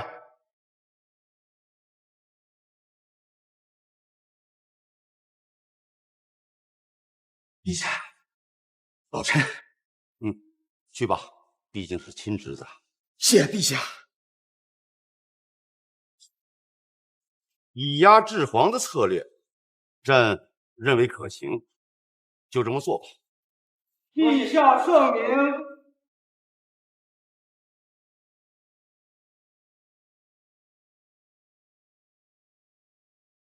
女婿，你刚进入工部就对工部尚书的侄儿开刀，是不是太新奇了？哎呀，这朝堂局势复杂，你一个尚书，我一个侍郎，还形成不了太大的势力。而公掌控着整个大夏的制造，对我来说非常重要，所以我必须得拿下工部。陛下最恨结党营私，你现在的目标会不会跟陛下的想法相悖？他不愿意又如何？想要站稳脚跟儿，就得证明自己的价值，让别人因为咱的价值不敢动他。干他娘的！干！爷，喝茶。怎么只有一杯茶呀？我女婿的呢？他自有下人下，为何让我？胡闹！他是你夫君，又是工部侍郎，更是大夏公爵，你伺候自己的夫君天经地义。我还有事儿啊，就不打扰你们父女团聚了啊，我先走了。女儿啊，如果没有赵林，就没有为父的今天。你跟他关系缓和还好，若不缓和，让为父以后怎么面对他？赵林就是个混蛋。住口！我劝你要看清形势，你若一直执迷不悟，到时候人家一纸休书下来，谁也帮不了你。女儿，赵林的前途不可限量。以前我们对他那个样子已经够过分了，人家没有休了你，完全是看在为父还有利用价值自身。若哪一天为父没有利用价值了，你就是做小的。哎呀，你是个女人，要懂得讨好自己的男人。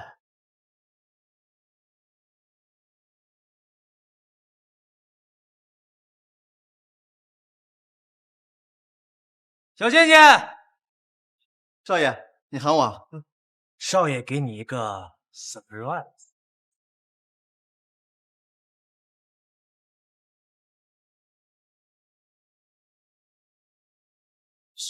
少爷，我什么时候成举人了？我岳父乃吏部尚书，给你安排个举人，不是轻轻松松吗？这就叫关系。少爷，相比于什么举人，我更想成为咱们赵家的管家。你可千万不要赶我走。哎，管家这事交个样，你有更重要的安排。少爷，我当真要考试吗？对啊，必须考试，只有当了贡士才能当官。哎，你不想过一把当官的瘾吗？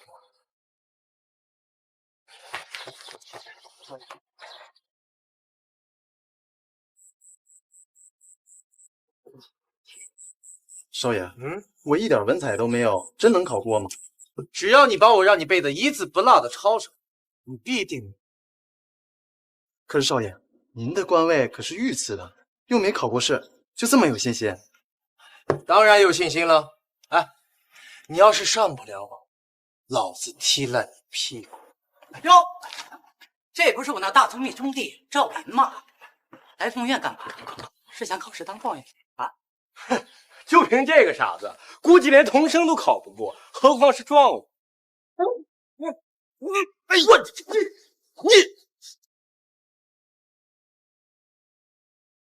少帅，你疯了！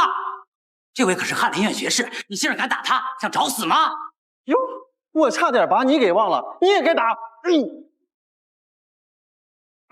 我可是堂堂大夏举人，你一个小小家夫竟然敢打我，我要你死！我打你们是因为你们刚才对我家少爷不敬。他算个什么东西，要我对他恭敬？放肆！我家少爷刚刚世袭了爵位，现在乃是一名爵爷。我是6品学士，大夏的官员，就算是爵爷也没资格打我脸。区6品官员，连上朝都没资格的鸟蛋，你装什么大象呀？我家少爷可是皇上御赐的工部侍郎，正3品大员，大你3品，高你6级。下官敢对上官不敬，我打你打谁？这工部侍郎？不可能，绝对不可能！区一个举人和一个6品小吏，见着当朝3品大员，还不快快行礼？快点儿！你是何人？为什么要拦着他们行礼？哪儿来的？滚那边去！好大的口气啊！哎呦，少爷，这人看着感觉不太好惹。废话，这可是咱们龙国的大皇子兼护城卫统领，这未来最有可能当储君的人。你认识我？不认识，他告诉我的。我他妈什么时候告诉过你？这三皇子挂了，就抱新大腿了，未免有点太心急了吧？一派胡言！我们什么时候跟过三皇子啊？你就是赵灵。没错。刚才你家下人顶撞了本宫，本宫命你将他断手断脚，这事就这么算。对，他就是一个小厮，敢在大殿下面前叫嚣，别说断手断脚，就算让他死10次，也难抵其罪。小子，你家主子可保不了。妈的，刚才敢打我，这次你跪下求饶也没用。少爷，哎，殿下，你可处置不了他。笑话啊！堂堂大夏国皇子，连处置一个下人的资格都没有吗？他乃当朝举人，也算是有官职的。即便你是皇子，想要处置他，也得经过律法才行。举人？你这个小子跟你一样大字不识几个，估计连秀才都考不上，还举人？我呸！你也是举人，这举人的文书你应该不陌生吧？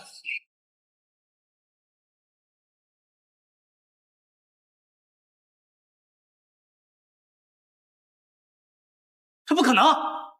他前不久都还是一个小小的家丁，这怎么可能？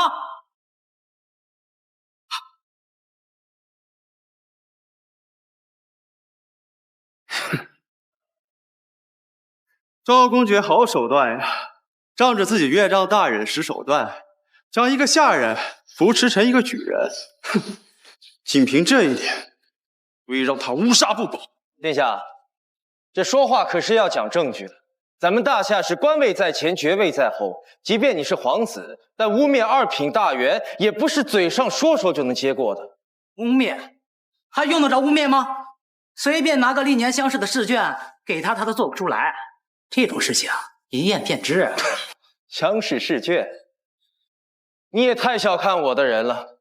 我们今天来这拱院门口是来参加院试的。什么？院试啊？赵林啊，我看你脑筋根本就没好吧？乡试你或许能够蒙混过关，给你的小厮安排一个举人的身份，但是那院试可不是闹着玩的，无论是题目还是严谨度，都是乡试的无数倍。哼，你让你这小厮在试卷上鬼画桃符，简直是对斯文的不敬。此事我必将禀告父皇，陛下将亲自过目你家小厮的试卷。大殿下，如果陛下真看了这小厮的试卷，不会一怒之下把公爵府给抄了吧？我想很有可能。好了，院事在即，二位也不必耽搁。我祝你们早日取得成绩。殿下放心，我们一定名列前茅。啊，愣着干什么？快去快回！是。赵公爵，你当真让你的下人去考场了？怎么了，殿下？你就不怕我在父皇面前揭穿你？你新官上任，在朝廷之上建立新势力，我作为个人能理解。但是你要找助手，未免也太随意了些了。一个小厮，对你也能有什么帮助？这不用殿下您操心。赵灵，我给你一次机会，跟着我。你以后就是从容之臣。哎，殿下，我这人找助手，不需要他多精明、多强大，因为当你能看穿一个人心思的时候，你就会发现，一个忠诚的人比什么都重要。对了，殿下，我这小厮可不比你那两个才子弱，考个状元啥的应该没什么问题。倒是殿下您，堂堂一个大皇子，竟然为了拉帮结派，连那些歪瓜裂枣都不放过，真是让人有点可笑。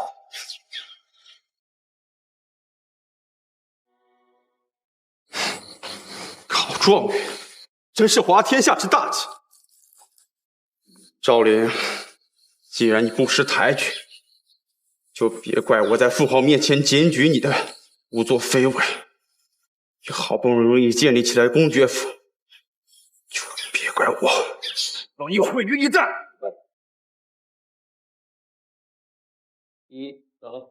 少爷，吃西瓜可清甜了。我看你就像个解渴的西瓜，我还是先吃你吧。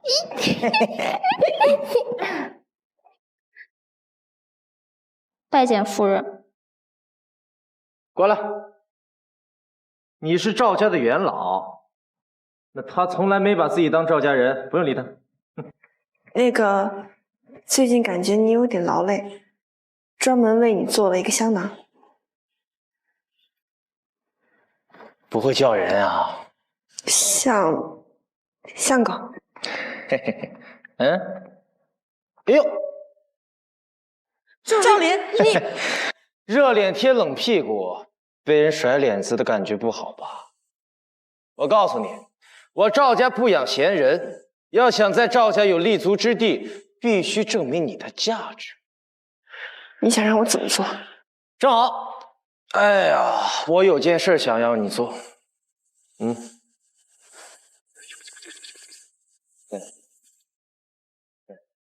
这件事要是办好了，我公爵府自有你立足之地；要是办不好，那只能说再见了。月儿，少爷带你吃凉粉去。赵丽，我一定不会让你小瞧我的。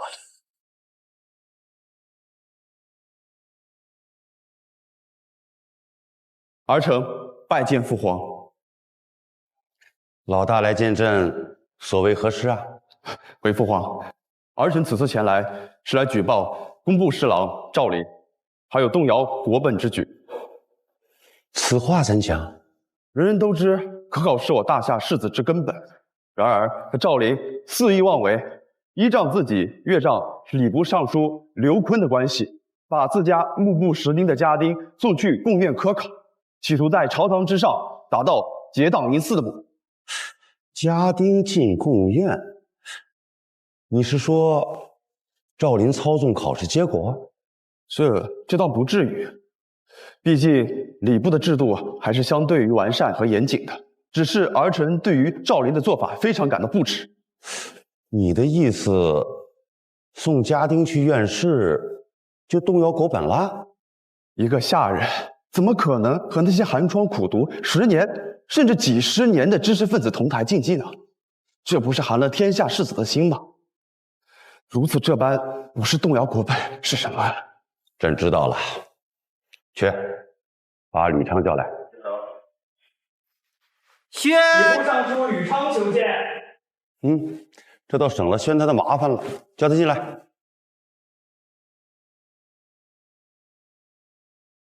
殿下，此次院士的3甲名单已经出来了，这是试卷和名册。李大人呐，此次殿试是否有滥竽充数之辈混进来啊？回陛下，我大夏考核苛刻，所有进入院县之人都绝非泛泛之辈。这次考试考生水平相当，我和众僚们也是费尽精力才得出优劣。老大怎么看？不可能啊！吕大人，你仔细想想，就难道没有在考试之中桃李画符、胡说八道的人吗？绝对没有。老夫虽然年事已高，但记忆力尚未衰退。本宫没有怪您的意思，您再仔细想想，有没有一个叫赵健的人？他本是一个家仆而已。赵健，确有此人，我对他记忆颇深。那这个人的事件是不是不堪入目、惨不忍睹啊？殿下此言差矣。殿下，此次院试的头甲便是此人，没想到他竟然是一个家奴出身，这就更让老臣对他佩服得五体投地。什么？陛下，您一看便知。此人的诗经诗意远胜他人一筹。醉里挑灯看剑，梦回吹酒800里分麾下炙50弦翻塞外声，沙场秋。马作的奴飞快，弓如霹雳弦惊，了却君王天下事，赢得圣名。可怜白发生。好啊，这赵府的小厮竟有如此大才。宣他，朕要亲自看看。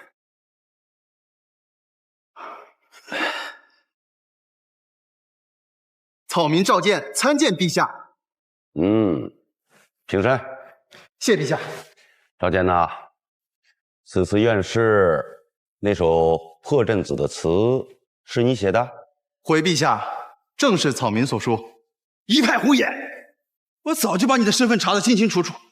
从小到大，你只在学堂伴读过2个月而已，怎么可能出书如此旷世佳作？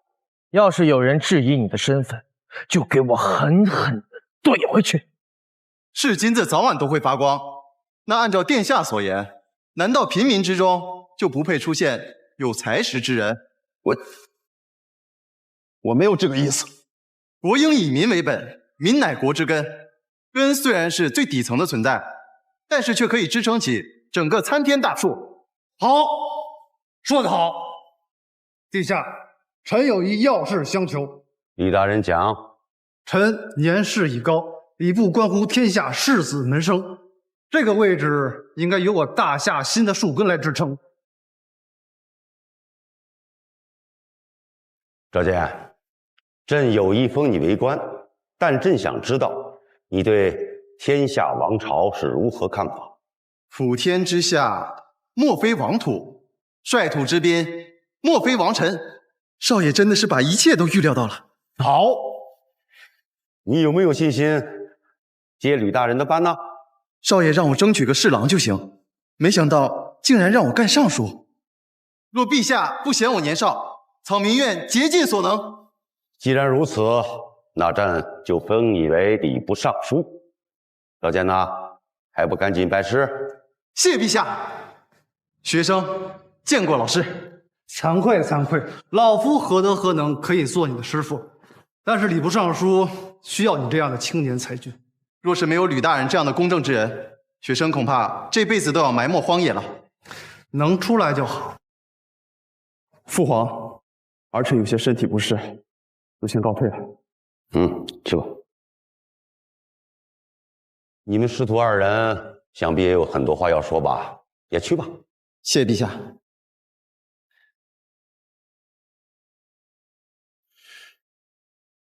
此次院试，位列第2的苏丽和位列第3的张波，便交由吏部随便安排个官职吧。是陛下。这赵府的一个小厮都这么厉害，有点意思。陛下，启禀陛下，当初我们还只是在怀疑，但现在微臣可以确定，陈太后最终将那个人交给了赵清风。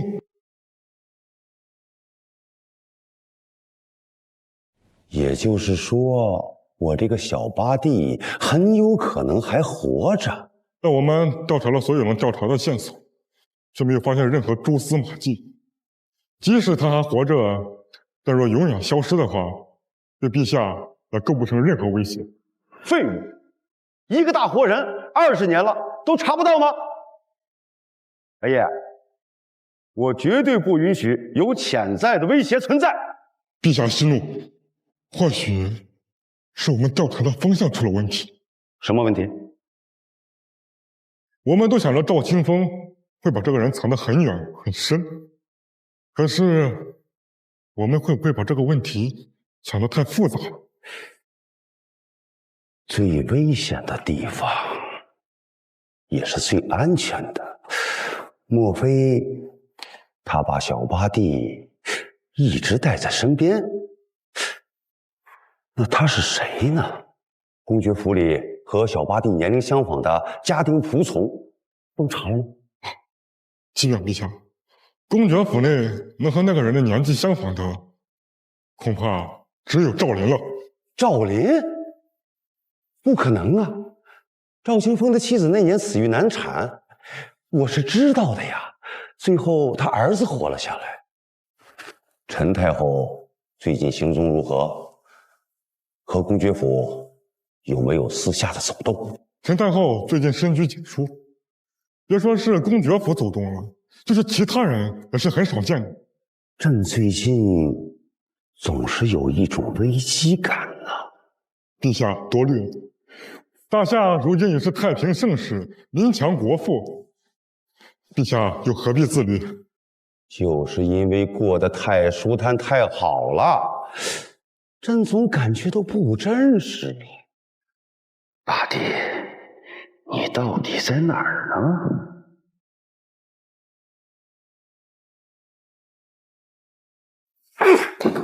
你们两个废物东西，连一个下人都比不过！殿下，那小厮肯定是作弊啊，怎么可能是头甲？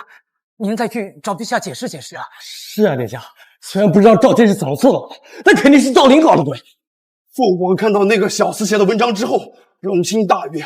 你告诉我，我还解释什么？那不是让我出围捕吗？殿下，这次我们虽然没有中头甲，但好歹也是第2、第3呀，应该能分配个不错的官职，到时候依旧能够效劳殿下。对呀，殿下，殿下还是不要太生气了。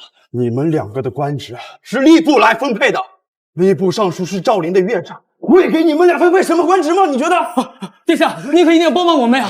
赵林的小子绝对会公报私仇，我们前途堪忧啊！殿下，殿下，帮帮我们！殿下，是不做，百事有余。你们自求多福吧。殿下，都怪你，非要去惹那个什么赵林。现在不仅三皇子要遭殃，就连大皇子也抛弃我们了。还有他那个什么岳丈是什么吏部尚书，落井下石给我们安排个3万的差事，说不定一辈子就回不来了。别他妈什么事都怪我，你也脱不了干系。别他妈什么事都怪我，你也脱不了干系。这要是殿下回来了，哟，二位公子这么客气啊？刚见面就行如此大礼啊？哎，不过现在这位可是礼部尚书，当朝2品大员，你们行个大礼也是情理之中。士别3日，另当刮目相待。我知道你俩很难接受，但是这个就是现实。相国尚书大人，哎，这逼都让你装了，还有我呢。我知道你是来嘲笑我，你的目的已经达到了，你还要怎样？赵林，虽然我之前经常骗你的钱，但是我们认识这么多年了，总算有点情分吧。你就当仁不弟小人过，饶了我们吧。哎呀，这人嘛，都是追求功名利禄的。你们的所作所为，我可以接受。我这么心善的一个人，怎么会轻易放过你们呢？你还想怎么样？我可以给你们一次机会，只要你们忠于我，我可以给你们安排到你们想象不到的高度。他就是最好的解释证明。你不落井下石，还要不计前嫌拉拢我们？没错，人都需要机会，现在机会就摆在你们面前，珍不珍惜就要看你们的本心。如果你们真心追随我，我自然会接纳。若得罪赵云，那等于一无所有，还不如一心一意跟随。他连个小厮都能不知情，何况是我？愿为赵公爵赴汤蹈火，在所不辞。好，我以前怎么没发现赵林竟然这么聪明？若早知道，我又何苦得罪他？刘哥，我也愿意诚心跟着您，只要你不嫌弃我就好。哎，都起来吧，我可以接受你们，但是你们要给我做件事。哎，来。只要你们在这张皇帝老儿是条狗上面摁个手印儿，我自然可以信得过你。赵公子，你怎敢如此？这可是当今的圣上，我们如此辱他，回头是要被砍头抄家的。他有了这个东西，就可以一辈子要挟我们。哎，你干什么？只要我们对赵大人没有威胁，并且存在价值，他又怎么会害我们呢？这是我们的同名状。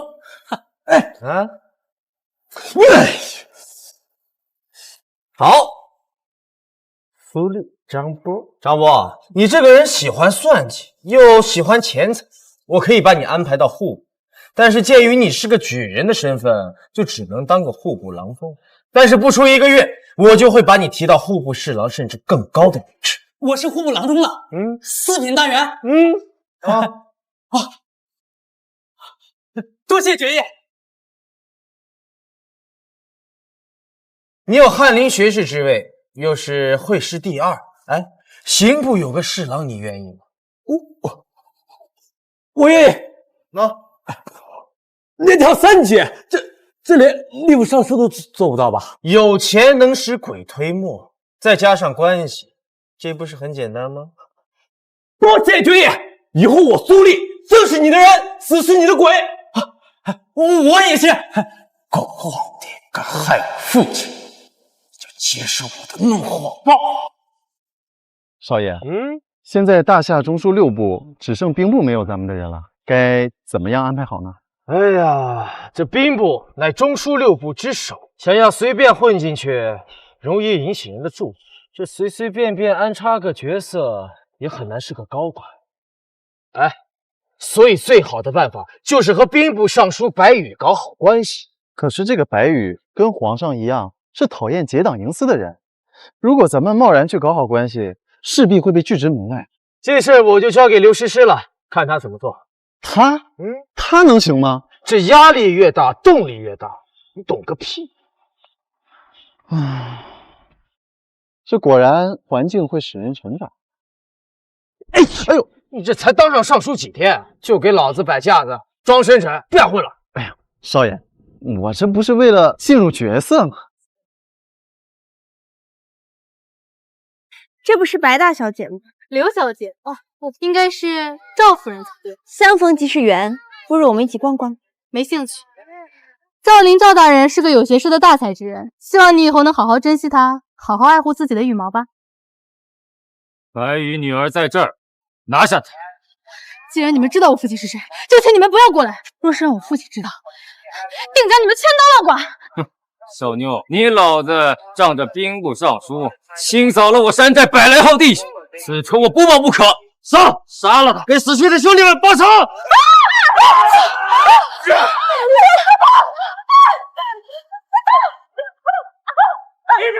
站住！没想到刘诗诗为了演戏真够拼命的，就怕到时候别真把命搭进去了。救命啊！快来人啊！这怎么回事？今天我在街上遇到一伙歹人，是诗诗姑娘为了救我才受的伤。这么做还可以吧？这也太不幸了吧！去，准备针线还有烈酒。女儿啊，女儿，爹，伤了没有啊？没事就好，没事就好。多谢夫人救了我家凌波，我白家可是欠了你们赵家一条命了，都怪我平日树敌太多，才连累到你们啊。尚书大人不必自责，您与我夫君本就是同僚，我岂能看着姑娘受到伤害？哎，惭愧啊，惭愧。赵大人，我们借一步说话，你好好照顾夫人。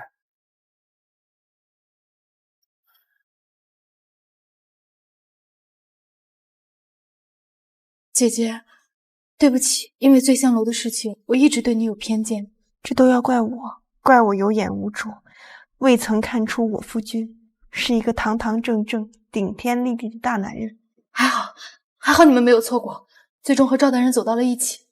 年纪轻轻已是3品大员，更是龙国公爵，未来前途不可限量。破镜岂能重圆啊！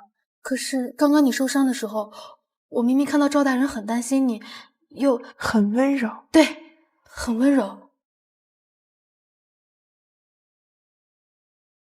这便就是我和我夫君的现状。他娶我入门，就是为了报复刘家，只是因为他太过善良，所以还没那么做。我这就去和赵大人解释，您是个好人。妹妹不必多此一举了。他跟我说过的，他这辈子都不会喜欢我。他喜欢的是像妹妹这样的女人。姐姐，你胡说什么呢？我与赵大人仅仅2面之缘，他怎么可能会喜欢我呢？他告诉我，他在醉香楼的那日就已经喜欢上你了。妹妹，你若有意，姐姐定愿意支持你。只有妹妹这样的女人，才能配得上赵灵。好了，姐姐，不要再说了，好生休息。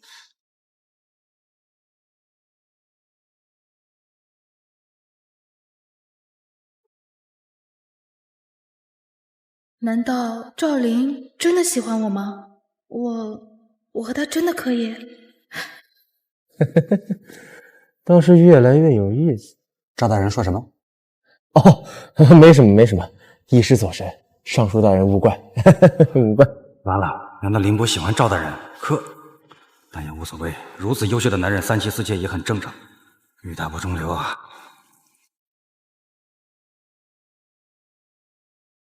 少爷，药来了。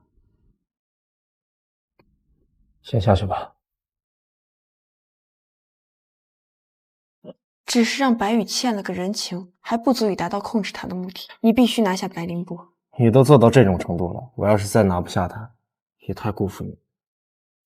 我至今不知道你的目的是如何。如果你只是为了权力，为什么一定要控制中枢6部呢？我想造反。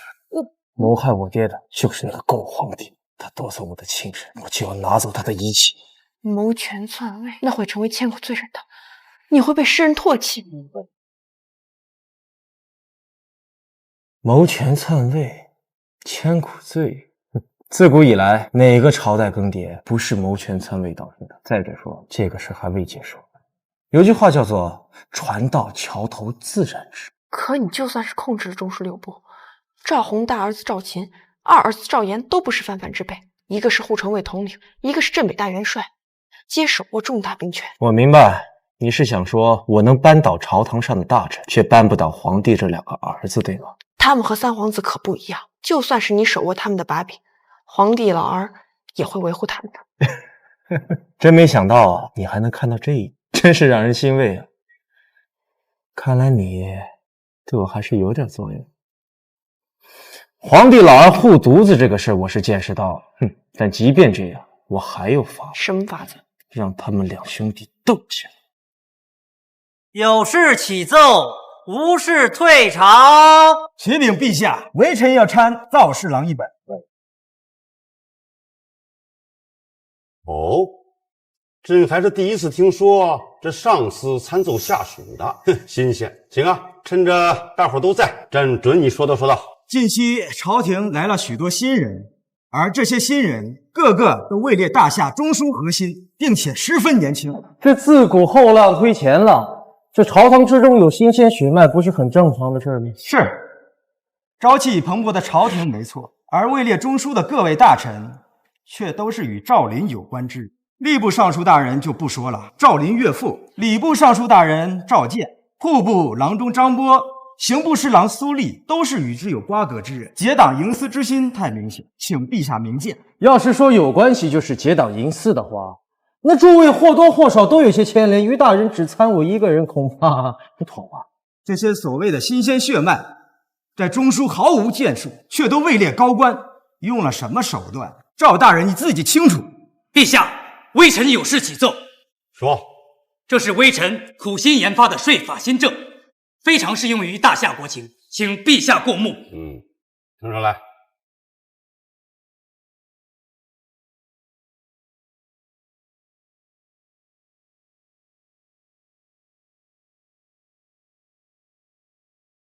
这真是你写的？微臣不敢作假。进入户部，想快点往上爬，就得拿出点有用的东西来，这个肯定能帮到你。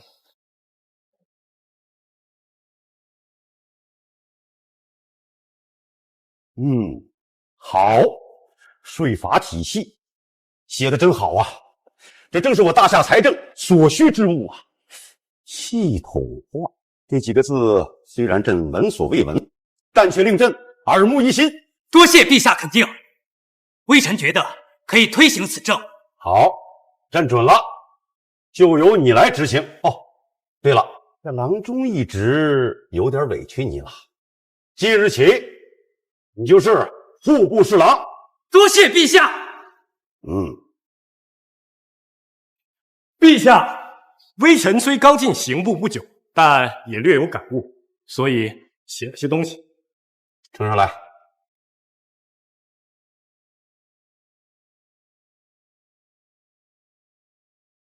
哎，这个是给你的。谢爵爷。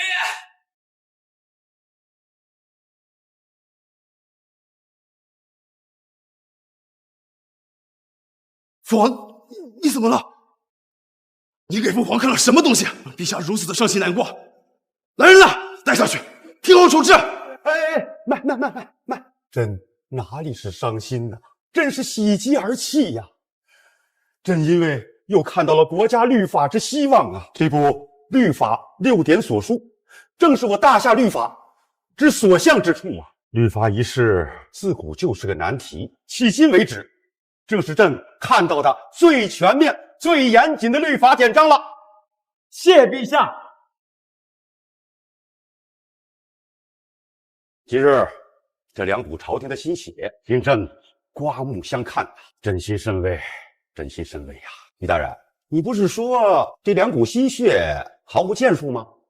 今日又待怎讲？陛下，恕老臣眼拙。行了，念你多年为国操劳，朕今天就不治罪于你了。以后要记住，不要倚老卖老，瞧不起这些大夏的年轻人，记住了没有？老臣明白。哎，陛下，微臣要参与上书一本。你，赵大人呐，今日之事就暂且过了吧，没必要久主不放了。陛下，老臣已经知错，赵大人这是有何必？陛下的意思是不让微臣说？我不是不让你说，都是朕的臣工，你说多了有何意义？赵侍郎，今日陛下可能有些乏累了，你少说2句。今日朝堂之上，文武百官面前，于大人侮辱了微臣，实在是如鲠在喉，不吐不快，所以微臣必须要说。说。要是说结党营私，要是说没有建树，恐怕非于大人莫属了。赵林，你休得胡说！你一个乳臭未干的小子，有什么资格说我？于尚书在工部尚书一职时，你发明了一些农具和几个搁置的战车之外，好像是实用的东西一个没有。其侄儿于涛更是发明了什么保温的泡脚盆，就能当上侍郎，实在是滑天下之大稽。赵林，你放屁！若如此毫无建树之人都能位列中书大臣的话，那岂不是寒了天下真正有大才之心的人吗？赵林，仗着自己治唐治炎有功，欺人太甚。老臣与智儿一朝，岂有你说的那么不堪？你岂是不堪这么简单吗？启禀陛下，不仅如此，工部尚书贪污成性，每年工部公用的制造款项，不少一部分都进入了这对叔侄和某些大人的口袋之中。父皇明鉴，赵林就是赤裸裸的冤枉。于大人是出了名的清廉，怎么可能贪污？于大人怎么个清廉法？还望在大殿下赐正。朝堂之上谁人公事？于大人平时连官袍破了都是自己一针一线缝的，平日里都是以素食为主，7日才吃1枚鸡蛋，1个月才吃1顿肉。作为一个当朝2品大员的中书大人，如此度日，不是清廉是什么？你笑什么？哎呀，身怀数百万两存款，你却如此的节衣缩食，你他妈真他妈会演！一派胡言！陛下，臣哪有什么数百万两存款？赵林他是得失惊风了。现银40万两，匿于老家的谷仓之下；黄金8万两，藏于老宅的粪坑下。周氏钱庄以自己远房表弟之名存了80万，德胜粮庄不记名粮票100万斤，这些足够养活一批军队了。陛下，如若不信，一查便明。工部关乎整个大夏制造款项，如此巨额财产竟被属逆。于大人，可以想象工部这些年建造的东西是什么豆腐渣工程？西关大坝决堤，渡口大桥断裂，3道沿的腐朽，哪个不是你贪墨所致？而你每次都推给天灾人祸，毫无收敛之心。于正啊，于正，你死不足惜！一群人调查我。于大人，我知道我说的都是真的，你应该也知道，我知道你的苦衷。只要你亲口说出来，我想陛下肯定会从轻发落的。父皇，于正贪污巨额，罪无可恕。来人，这个老贼给我拖去市上毙！陛下，老臣贪污的银两，每花1分1厘，全都给他打光了。皇帝老儿果然是要维护自己的儿子。于正贪墨巨大，收入天牢，剩下的事情有3法司审明后再行定夺。真累了，都下去。老大留下。跪下！公务乃朝廷的重中之重，你都敢伸手，你好大的胆子啊！父皇，儿臣知错了，请父皇恕罪，儿臣愿接受一切处罚。父皇，赵林心机不纯，更害死了老六，要对我下手，他断我皇族血脉，痴心何诛啊！人家有理有据，你干的事情不可谓不获奖。你太令朕失望了。不过这赵林的心思，朕是越发看不懂了。以他现在在朝廷的威望，似乎已经越来越难掌控了。父皇，儿臣觉得是时候该除掉赵林了，留着他，对朝廷、对您都是一个不可控制的祸害。陛下，二殿下镇北回来了。哦，快叫他进来。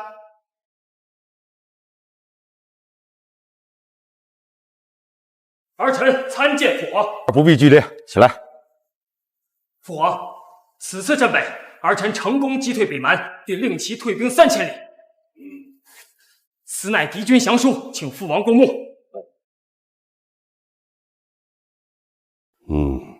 终于出了个争气的，你做得很好。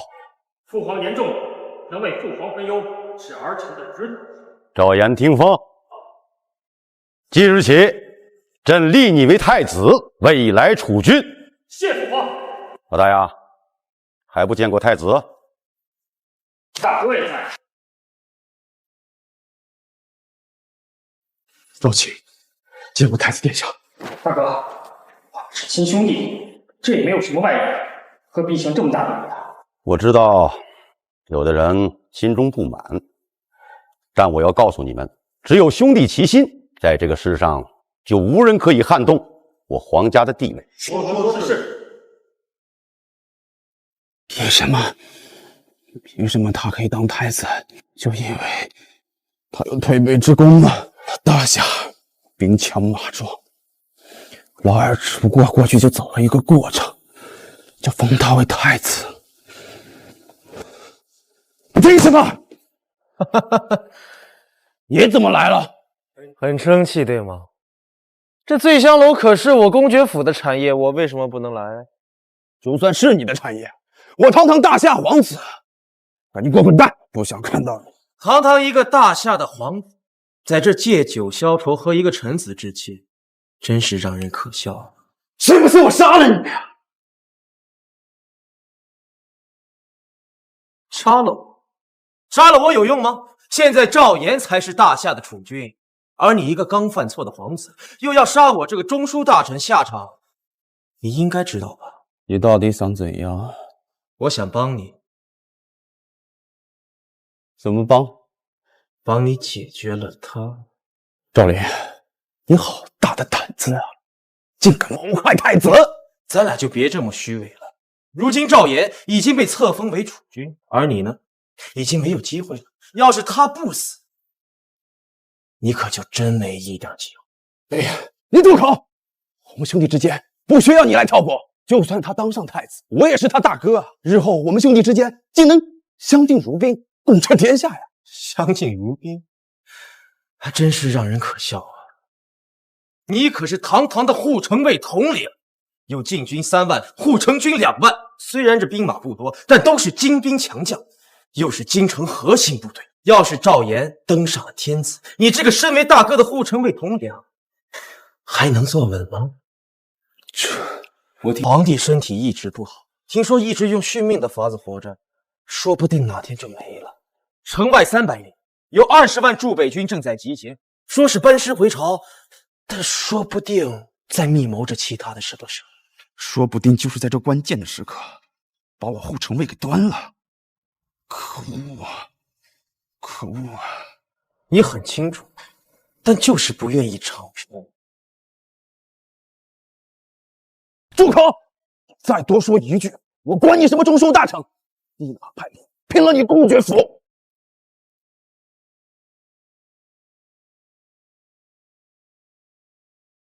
这是我亲自研制的机械弩和射击图，100步之内穿胸而过，一击毙命。若你的护城卫装备上它，那20万驻北军可未免是你的对手。行，我滚，走。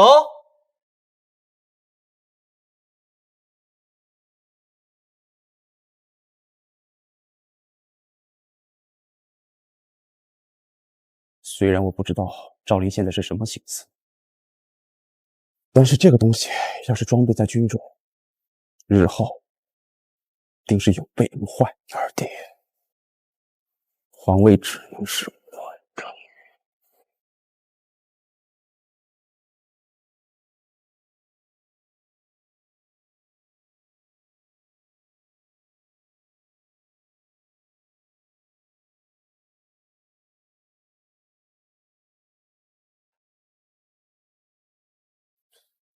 终究是个害怕世俗眼光的女人。算了，放她自由。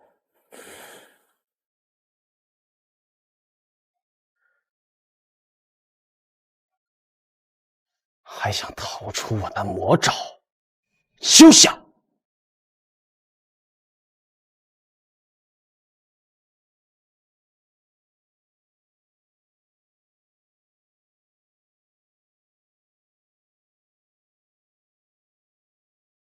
不好意思，不打声招呼就走，是不是太不把我放在眼里？你放着，让我走。你干什么？不要回来！赵林，快把我放下来！放下你不就跑了？你把我放下来，我不跑了！求你了，这么多人看着呢。看着就看着，让他们看着。你放下，你让我走好吗？你就这么讨厌我吗？还是说我公爵府哪亏待你了？跟你没关系，是我，你自己跟我去心灵道歉，我们不合适。你还没进我赵家门的时候，我爹就把你许配给我了，你在担心什么？你在害怕什么？我只能听到他的心很乱，乱到我没办法听清。我生，君未生；君生，我已老。什么新生未生的？那树上的新枝和老枝，不也都是在春天发芽吗？正所谓两枝并为春，岁岁不复年少。可我始终比你年长啊！女大三抱金砖，没什么大不了的，我不介意。可我大你6岁，那就抱2块砖。你真的不嫌弃我吗？我现在或许还有些许风华，可10几年后年老色衰之时，你还会真心待我吗？你嫁进了我公爵府，就是我赵林的家人，哪有家人嫌弃家人呢？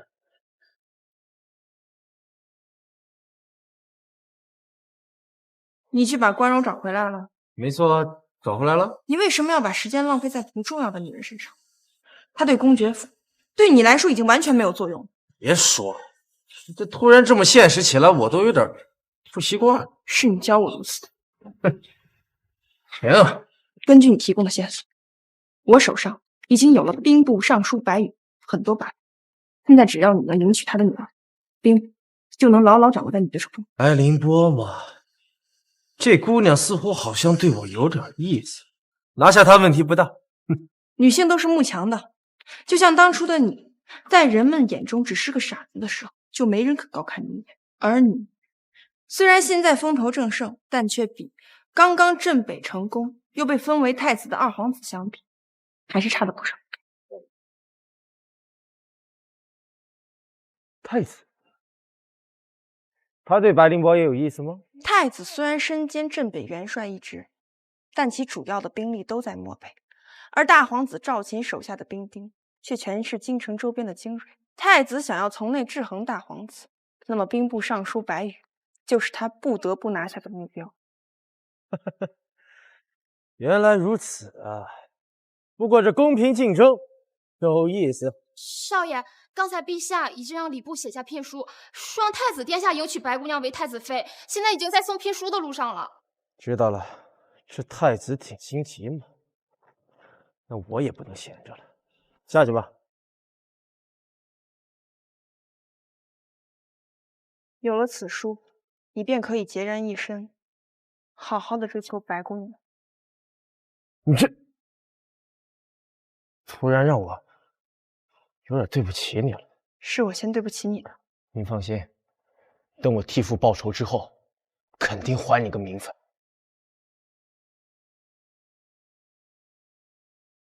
老二想拉拢白羽，你得想想办法，不然纵使有你的弩箭，也对付不了他。我这番就是去应对的。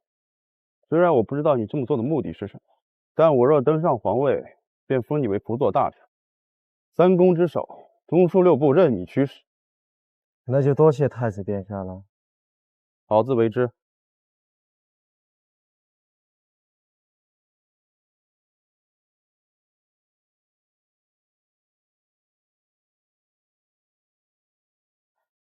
爹，您是说太子殿下要来我们白家提亲？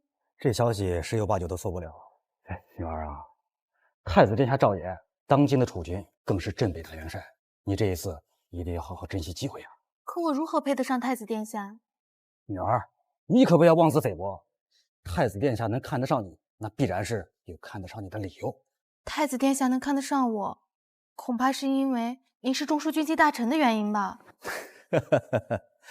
你要这么说也可以，只是谁让我这个军机大臣就只有你这么一个女儿呢？再说了，其他的姑娘也没这个福分当爹的女儿呢。怎么？难道你还惦记着赵林？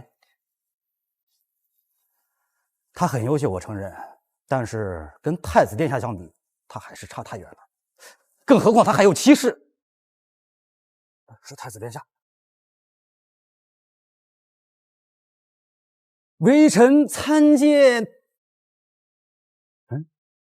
怎么是你啊？怎么，拍大人之事不想见我吗？怎么会呢？不知赵大人今日前来有何贵干呢？太子殿下驾到！微臣参见太子殿下。微臣参见太子殿下。两位快快起身吧。不知太子殿下光临寒舍有何贵干呢？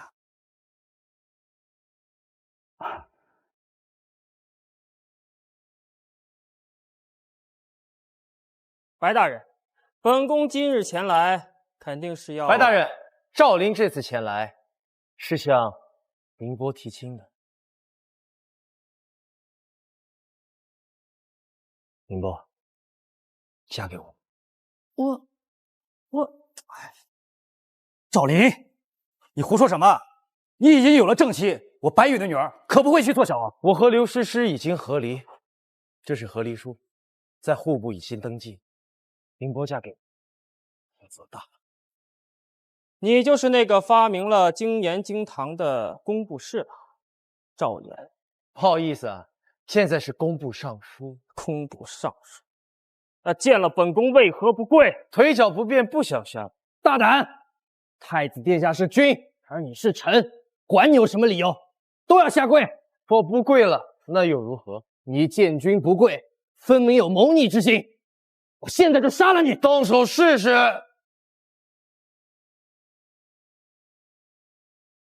仗着一个二品官员在这里不知天高地厚，我看你是找死！赵林，这是太子殿下，你下跪那是礼数。怀大人，我今天来是来你家提亲的，非让我下跪，那多没面子呀！就算陛下对我这礼数之事也没有过多追究，太子殿下非让我下跪，是不是有点太……好了，白大人，本宫今日来你府上只有一个目的，那就是向凌波姑娘提亲。至于这个顶撞我的人，本宫伺候会自己处。但是现在，本宫要你给我一个答案。这讲究先来后到吧？提亲是我先提出来的，难道太子殿下要仗着自己的身份挖别人墙角吗？赵林，你休得胡说！太子殿下什么时候挖墙角了？这有你说话的味儿吗？太子殿下，我听说你和凌波姑娘素未相识，而我和凌波姑娘情投意合，我才来求的婚。太子殿下，这不是挖人墙角，这是什么呀？你不用说，我都明白。父母之命，媒妁之言，这婚姻大事自然得由父母说了算。自然我们的目标一致，那我们现在就是竞争对手。你也配合太子之争，还不滚蛋！丢人！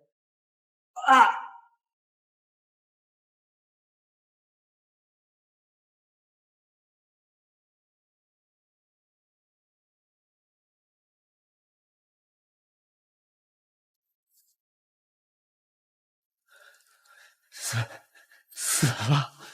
程统领被一拳打死了！来人！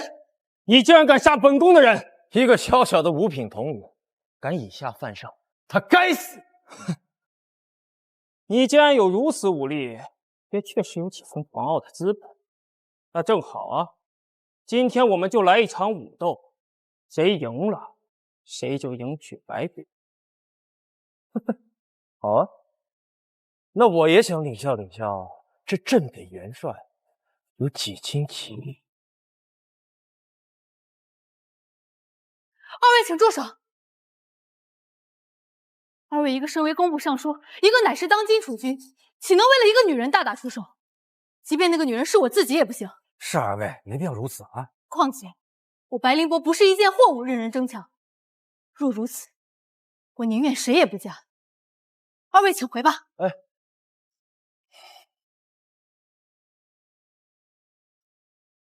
你的眼神还有你的气势，都在告诉我你是一个真正的战士，而且是那种行武多年、骁勇无比的战士。可是你却如此年轻，奇怪，太奇了。太子殿下如此夸赞赵某，真是受宠若惊。不对，不对，你到底经历了什么？你到底是什么人？你一个20出头的年轻人，就可以发明出惊堂精盐，还在短短时间统一了6部，现在还有这种武力。他们当年说你是个傻子，怎么可能？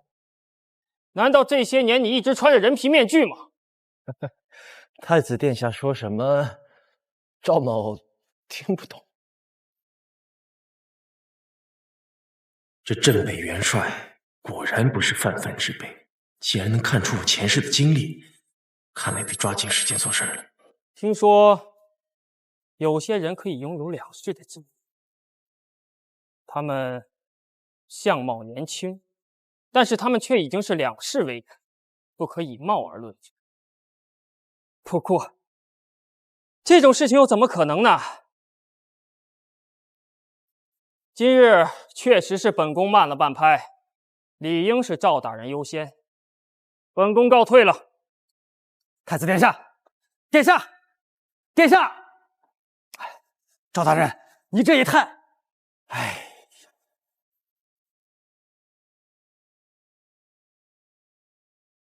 太子殿下，您就这么放弃白姑娘吗？放弃白姑娘等于放弃整个兵部，没有兵部尚书、行李大臣的帮助，咱们对大皇子可能会很被动，陷入绝地啊！现在兵部是次要的，当务之急是赵林这个人，他比我想象的要危险多。他那么想要控制中书6部，现在又疯狂的提升自己的影响力，他比我大哥要危险太多了。不行，我要把今天感受到的东西告诉父皇。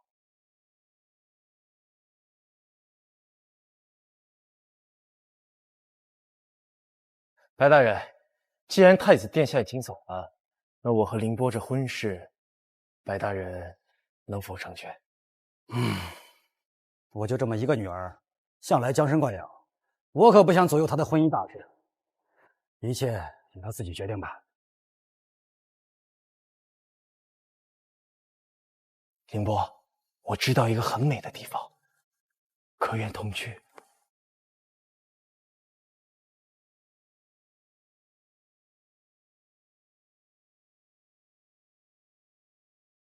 这地方美吗？其实，我觉得诗诗姑娘挺好的，你应该选择原谅她，而不是走到这一步。我为你们的事情感到惋惜。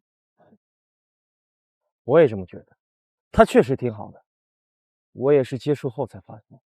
那你……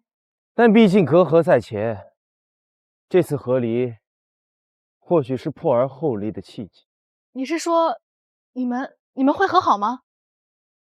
你想我们和好吗？我希望你们和好。即便我对你有意，但我也不希望诗诗姑娘失去你。你是个善良的姑娘，比起她，我更不想错过。你这是在做什么？你怎么能向一个女人下跪？我赵林不跪天地，不跪王权，但对我喜欢的女人，这一跪，代表了我所有的真心实意。凌波，你愿意嫁给我吗？我从未见过男人如此向女人求婚。这戒指是何含义？你若答应就戴上它，它就会把你牢牢的套住，成为我的人。你愿意接受吗？我愿意。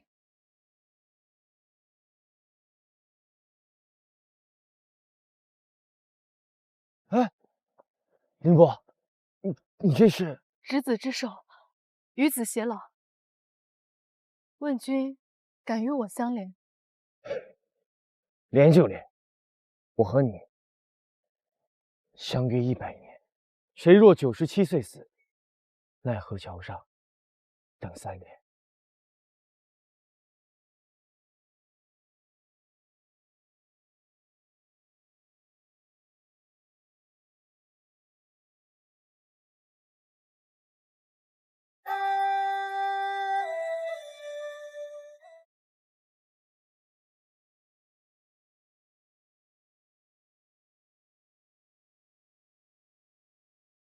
根据锦衣卫提供的消息，我已经查到。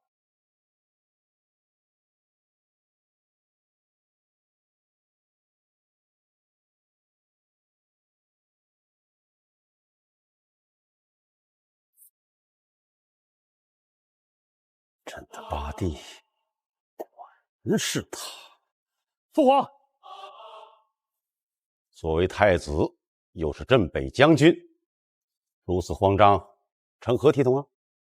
父皇，那个赵林，他有问题。何出此言？我总感觉他在酝酿一个惊天大阴谋，他的目标很有可能是我们皇家的地位。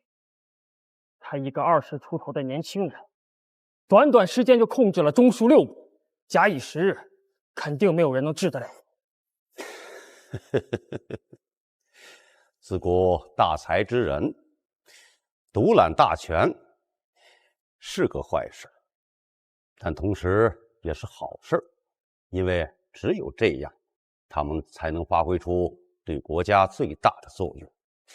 即使控制了中书6部，只要兵权、皇权在我们手里，又有何惧啊？怎么，有这样的人才替你治理国家，而你坐享其成，又不用烦心，有何不好啊？可是，儿臣心中一直有一股阴霾挥之不去。那个赵林必须死。他在工部发明了精盐、精糖、水泥、炼钢技术等，单独的拿出哪一件来，都是旷世功勋。而且他还在不断的创造奇迹。像这样的人，如果杀了，朕如何向天下的百姓交代？天下重要，还是皇权重要？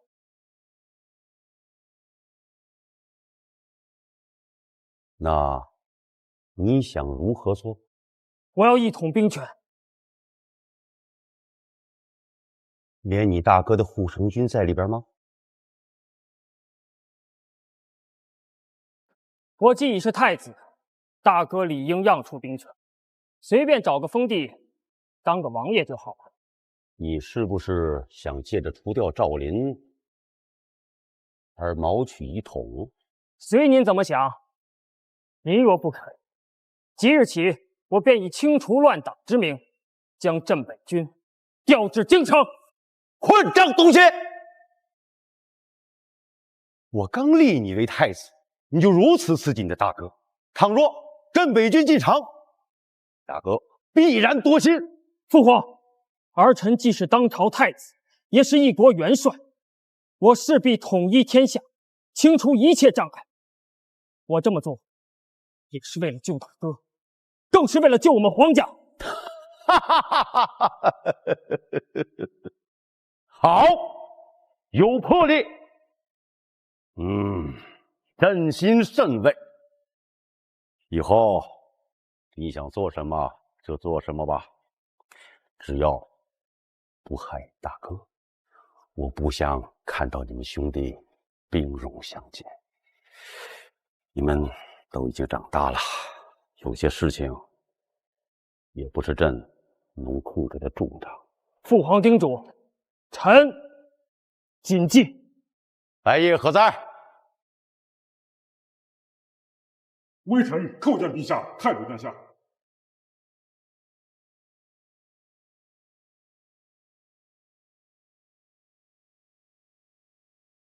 朕命你率锦衣卫辅佐太子，特赐天子剑，有先斩后奏之权。是，陛下。都下去吧。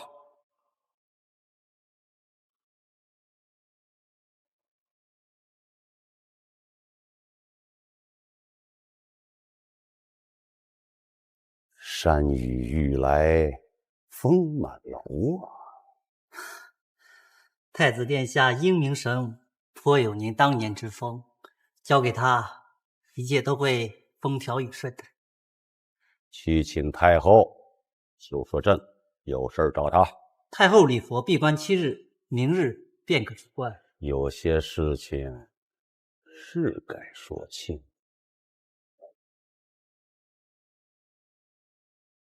太后娘娘驾到！儿臣恭迎母后。皇帝，哀家刚刚出关，你便催我前来，所谓何事？啊，母后啊，朕叫你来是想告诉您一件大喜事儿。喜事？经过了朕锲而不舍、孜孜不倦的努力，终于找到了小八弟身在何处。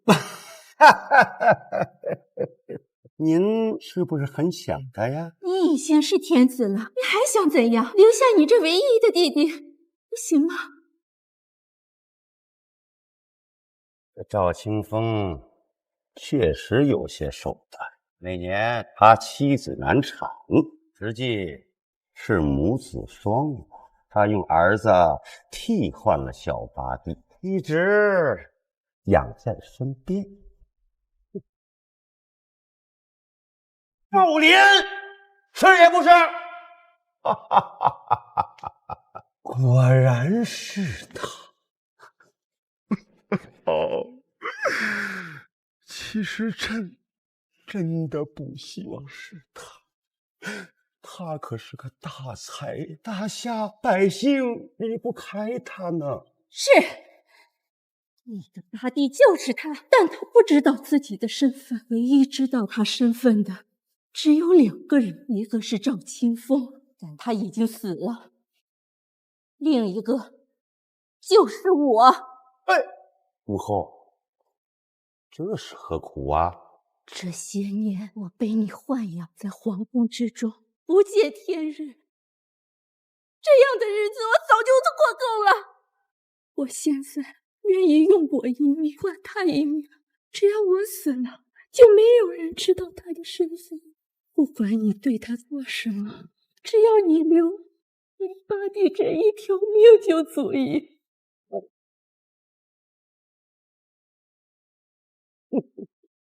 陈荣，不可！我没有和你商量。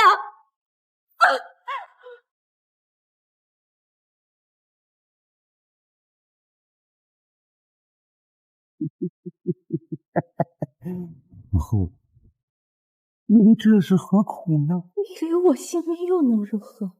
我不死，万一说出赵林的身份，对你只有危险。不，朕不让你死，不允许你死。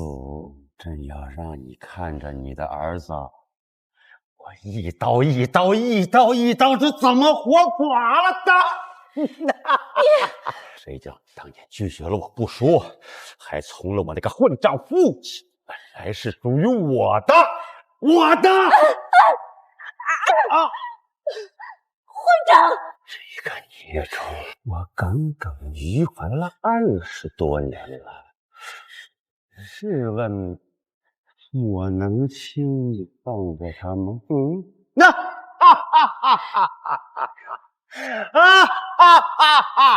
大事不好了！哎呀，大事不好了！何事惊慌？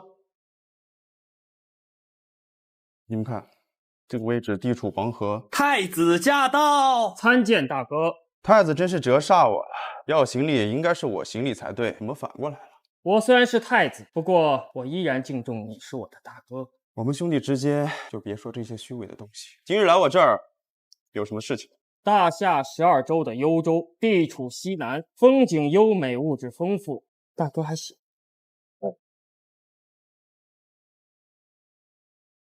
你什么意思？是想赶我出京城吗？这京城太危险了，去当个幽州王，过着无忧无虑神仙般的日子，不好吗？赵岩，我告诉你，我是不可能离开这儿。就算撇开皇子这个身份，我也是护城卫统领，京城是我的根基。什么幽州王、凉州王，谁爱当谁当去。今天太子殿下过来，就是免去你护城卫统领，你知道？笑话！我这职位是父皇钦点，除了父皇，没有人能革职我。我有陛下特赐的天子剑，如今的太子殿下已有了建国之权，太子殿下的话就是陛下的话。当真要这样吗？你以为我有如今的地位，岂是你们一句话就能动摇的？谁也不行！保安，是要造反吗？大哥，别难为我，我已经下令让驻北军入城，你们就几万人，没有什么用的。我早就知道你已调兵入阵，我有应对之法。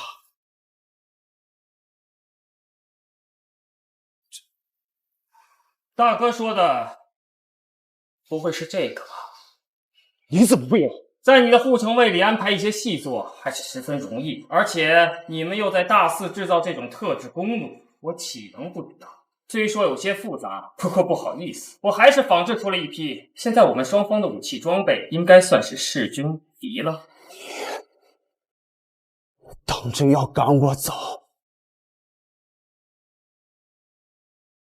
我是在救你，希望你不要执迷不悟。我给你1天时间考虑，待我驻北军入城，别怪我不客气。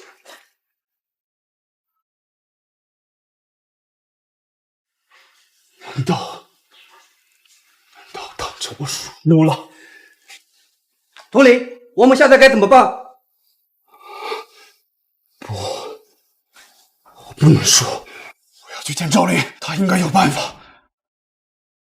太子殿下，您如此逼迫您大哥，他会不会做出什么出格的事情？我还是了解我大哥的，他虽然性子刚烈，不过平日里对父皇还算敬重有加，这种出格的事情还是干不出来的。太子殿下，那我们驻北军进入京城的第一件事，平了公爵府，拿下赵林，或者杀了。是。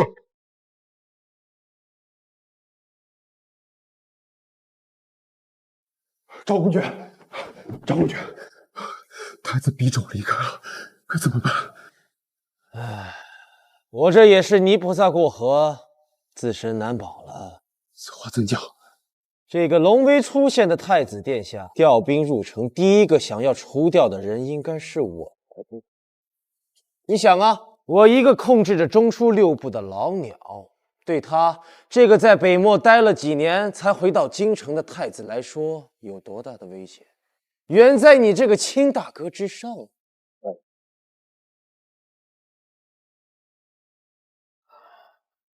那我们这不是来了？但是你甘心吗？我不甘心，又有何用啊？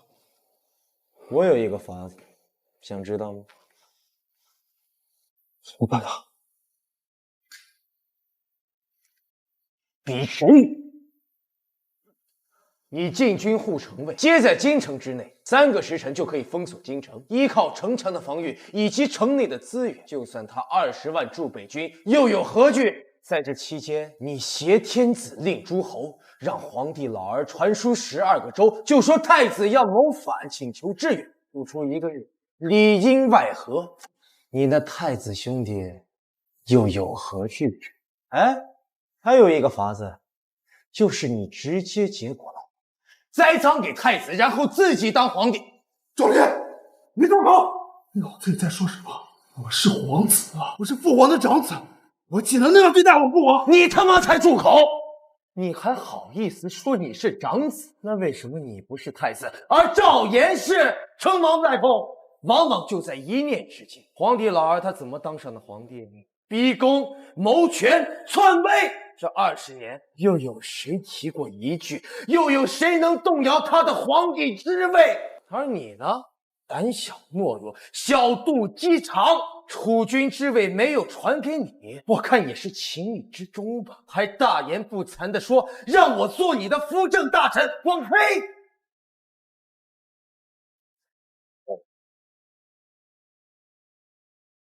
我能听见你内心的声音，我知道你这些年父亲对你的区别对待，太子永远都是那个最聪明、最受宠的人，而你呢，受罚挨骂。长大后，就算你拼命的追赶，拼命的努力，也改变不了你父亲的偏爱。你为什么要压制住你内心的这股怒火？我告诉你，成大事者，一双手岂能是干干净净？该说的我都说完了，怎么做，怎么选择，都是你自己的事。原来这一切都是因为我的懦弱。逼宫才是我唯一的出路。恭喜你，你终于想明打算现在怎么做？我早已传输了11个州，让他们调兵，请求支援。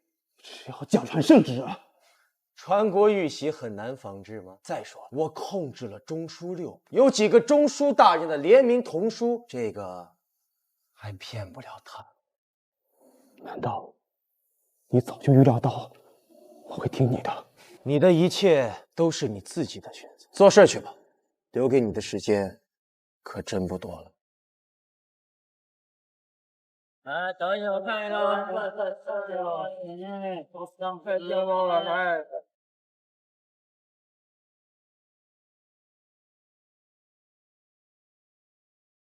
大事不好了！哎呀，大事不好了！什么事儿？说。大皇子对外声称太子殿下有逆谋，自调李禁军和护城军围住皇城，说是要保护陛下。秦儿怎么会干这种事情呢？可这是事实啊！逆子啊，逆子！他怎敢？天道饶过谁？赵侯，没想到你也有今天。你住口！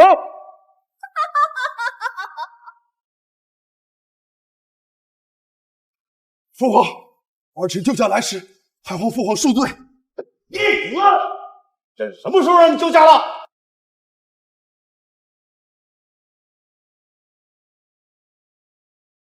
你逼我的，父皇，麻烦你御笔亲书，就说太子谋反，你传位于我，一切就都结束。我不信，我不信秦儿你能做出这样的事儿。是不是有人蛊惑你？啊，是不是他？是不是秦儿？你怎敢？我的孩子，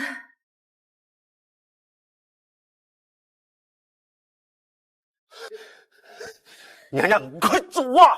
不行，二皇子赵弘闭宫，我若不在，他必然翻遍整个天下。这个孩子还没有人知道他的存在，求你帮我带他出宫。清风，没有其他可以信任的人，只有你能帮我了。孩子就拜托你了。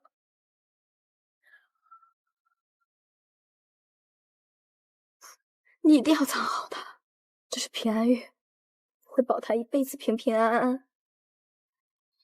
你快走啊！保送。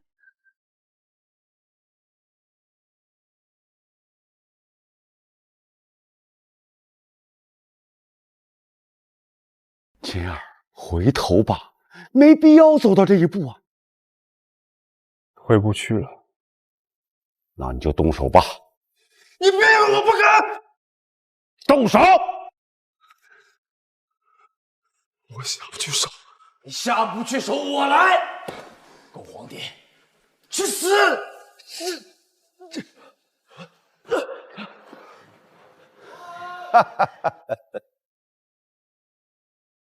启禀头领，太子不管不顾，协助北军开始攻打京城了。他还让你赶紧投降，不要再做傻事了。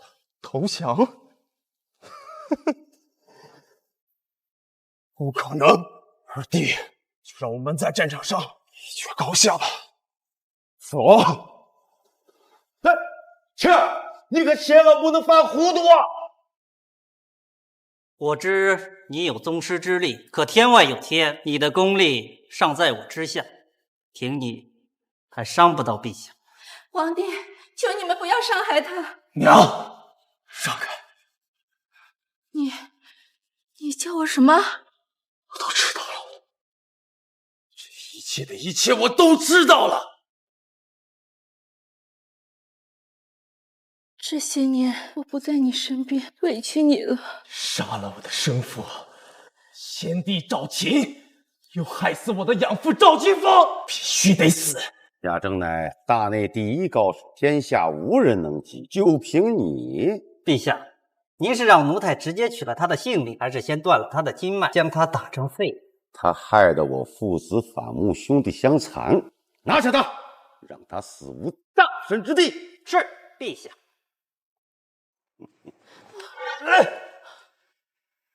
这是何物？刚出炉的新发明，还没来得及向朝廷汇报。那你就带着你的新发明跟阎王爷报道吧。啊，动手！是。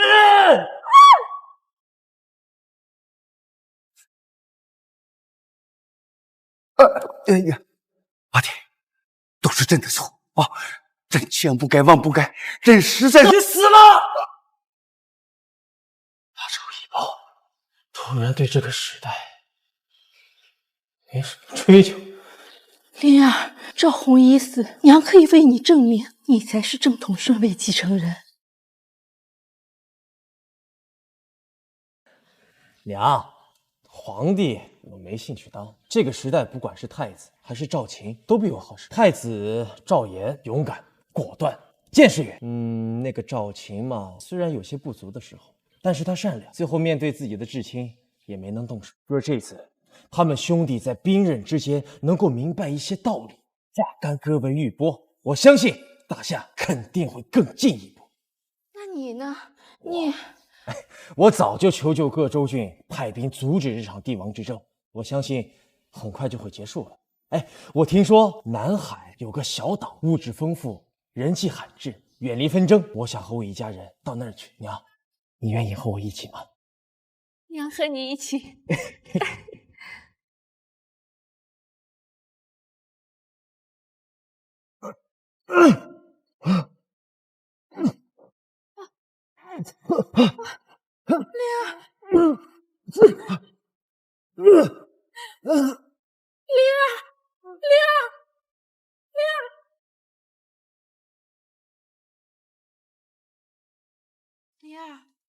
灵儿，快醒醒啊！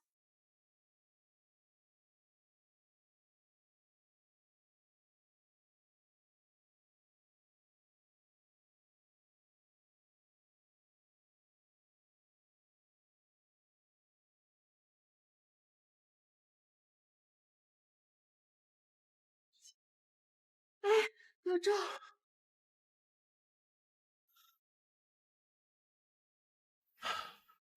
赵林没事，放心吧。那么大个炸弹能活下来，简直就是奇迹。谢谢了，老赵。